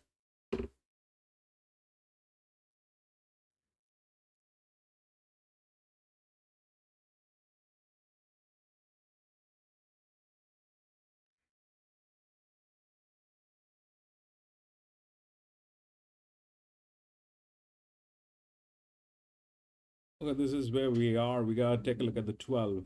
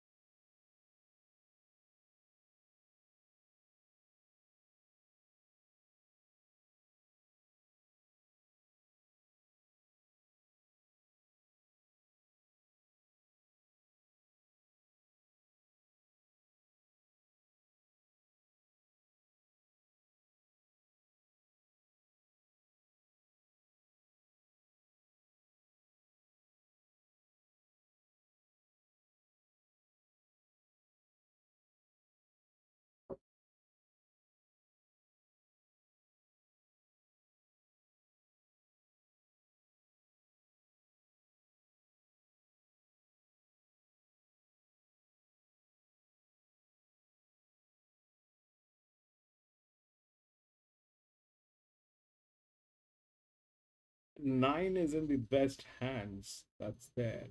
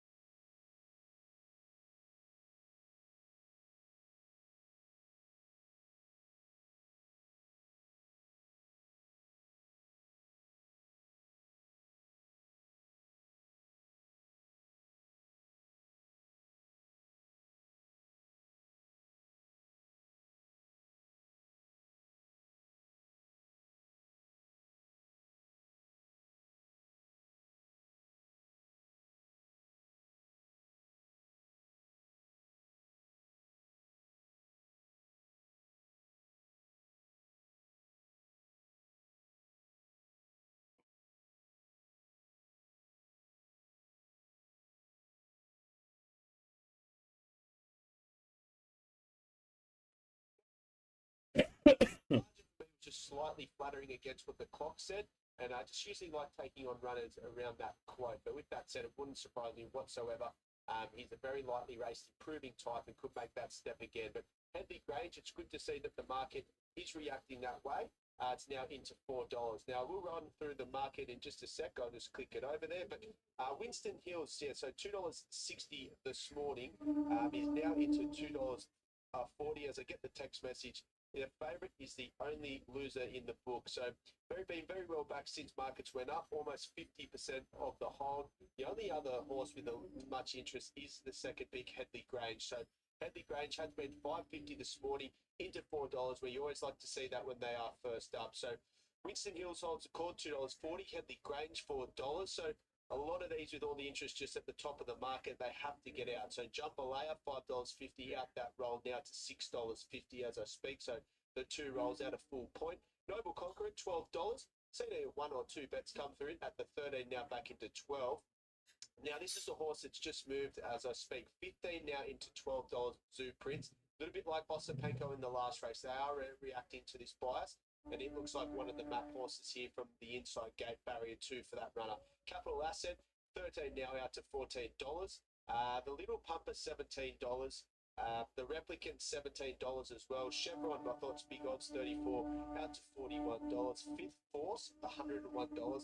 And Zale, $151. So good late money now as well for the 1 and the 2. So the Little Pumper solid enough. A few bets rolling in through. But it definitely is the 2 as well late. So Tim's just texted me through there. Tim Ryan from tap.com.au said a bit of money there for the 1 and 2. But Winston Hills back to the top of the market. Very, very solid, $2.30. And the 3 has also been really well. He's going to quote now.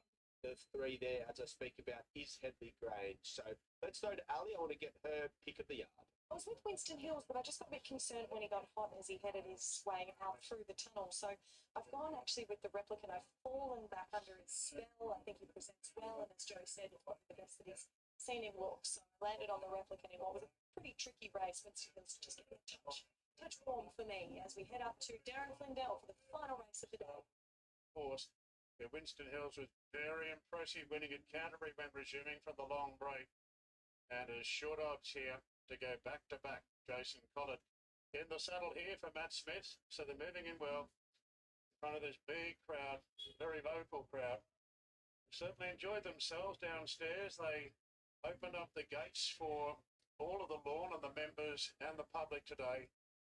And it's been a massive crowd here today for Boxing Day. Not sure they need to pay the DJ today. The fans have come up with their own music over the last hour or so. Jambalaya moves in. Jambalaya will be the last to go forward for the last of 8 races. Jambalaya just standing there.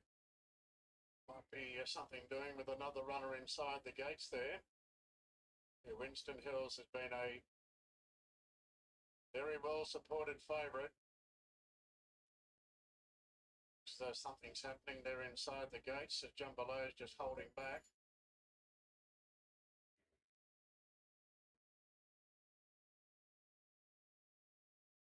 Sure what the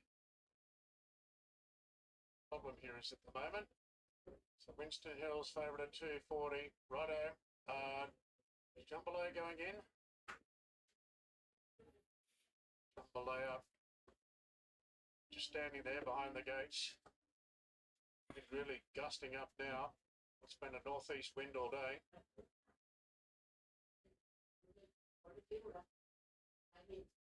Okay, Jambalaya's going in. Jambalaya moves in now. So they're locked and loaded. Light is on. Here we go. Ready for the nightcap at Randwick. They're set. Gates are back. They're off and racing. And Jambalaya, who was last to go into the gates, is first out. Winston Hills a jump sharply. With Zal moving up on the outside of the pink jacket. So Winston Hills, the favourite, will settle third. The Little Pumper firing up in 4th position. And Headley Grange has been very well supported, goes into 5th.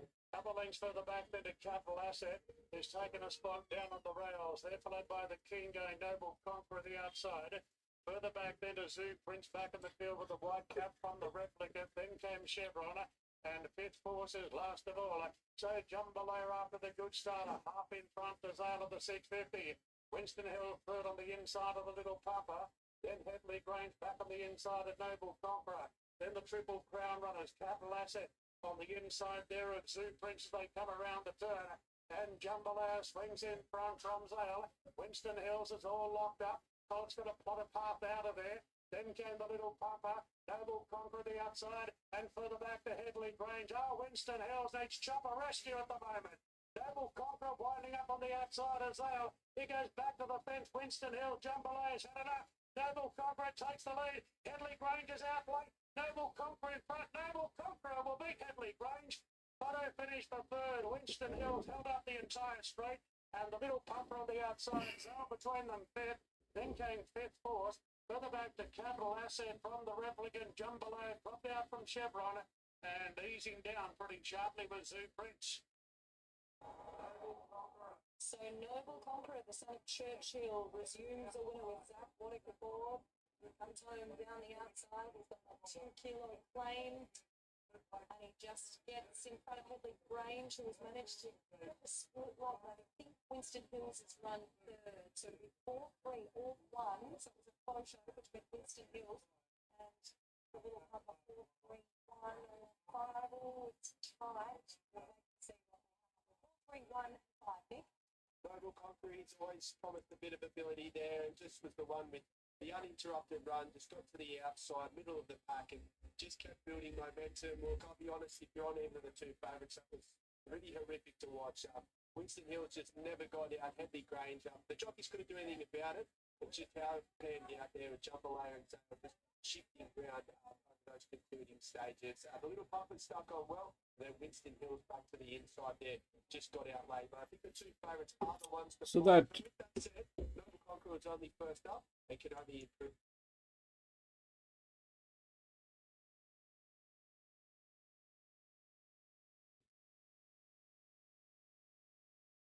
The 12 was right there.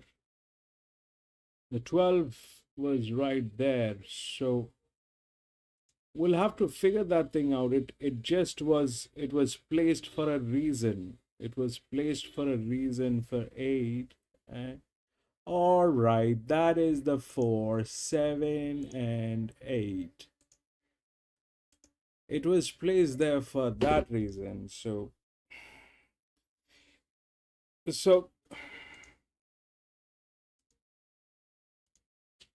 4 got through because that 12 was used as a cleaner.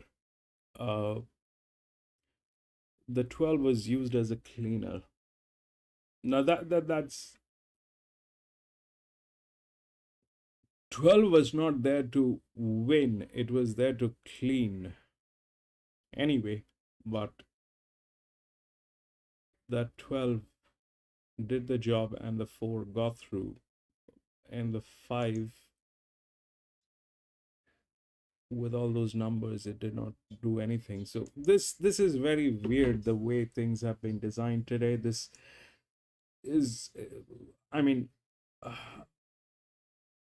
this is how they play races in India. This is how they play races in India. This is how they've been playing races in Singapore. There's a cleaner, which will take the paint to clean up. But that's what it is. Anyway, but that is it, ladies and gentlemen. That is it. We had 8 races here today. I was out on most of them, but that was the last one. And but I'm going to be racing tomorrow again, back to back, tomorrow, Saturday, Sunday. So if you have a little time, please come and join me. We will do racing together and do a little chit chat. And thank you very much. Thank you so much, Manuel, for being there, bro. Jimmy, thank you so much. I know you went off to sleep, but thank you so much. Brijesh, thank you so much. Rexy, my bro, thank you so much for being there. Anil, thank you so much for being there, my friend. Sony, thank you so much for being there. Fernando, thank you for joining in and being there. Thank you so much. Ronald, Thank you for being there. Akbar, thank you for being there. Lewis, my friend, thank you for being there. Mikey, thank you for joining in. Ascot, bro, thank you so much for being there. I think that's it. Lewis, thank you so much, bro. Thank you, gentlemen. I'll see you tomorrow. Thank you. Have a great day.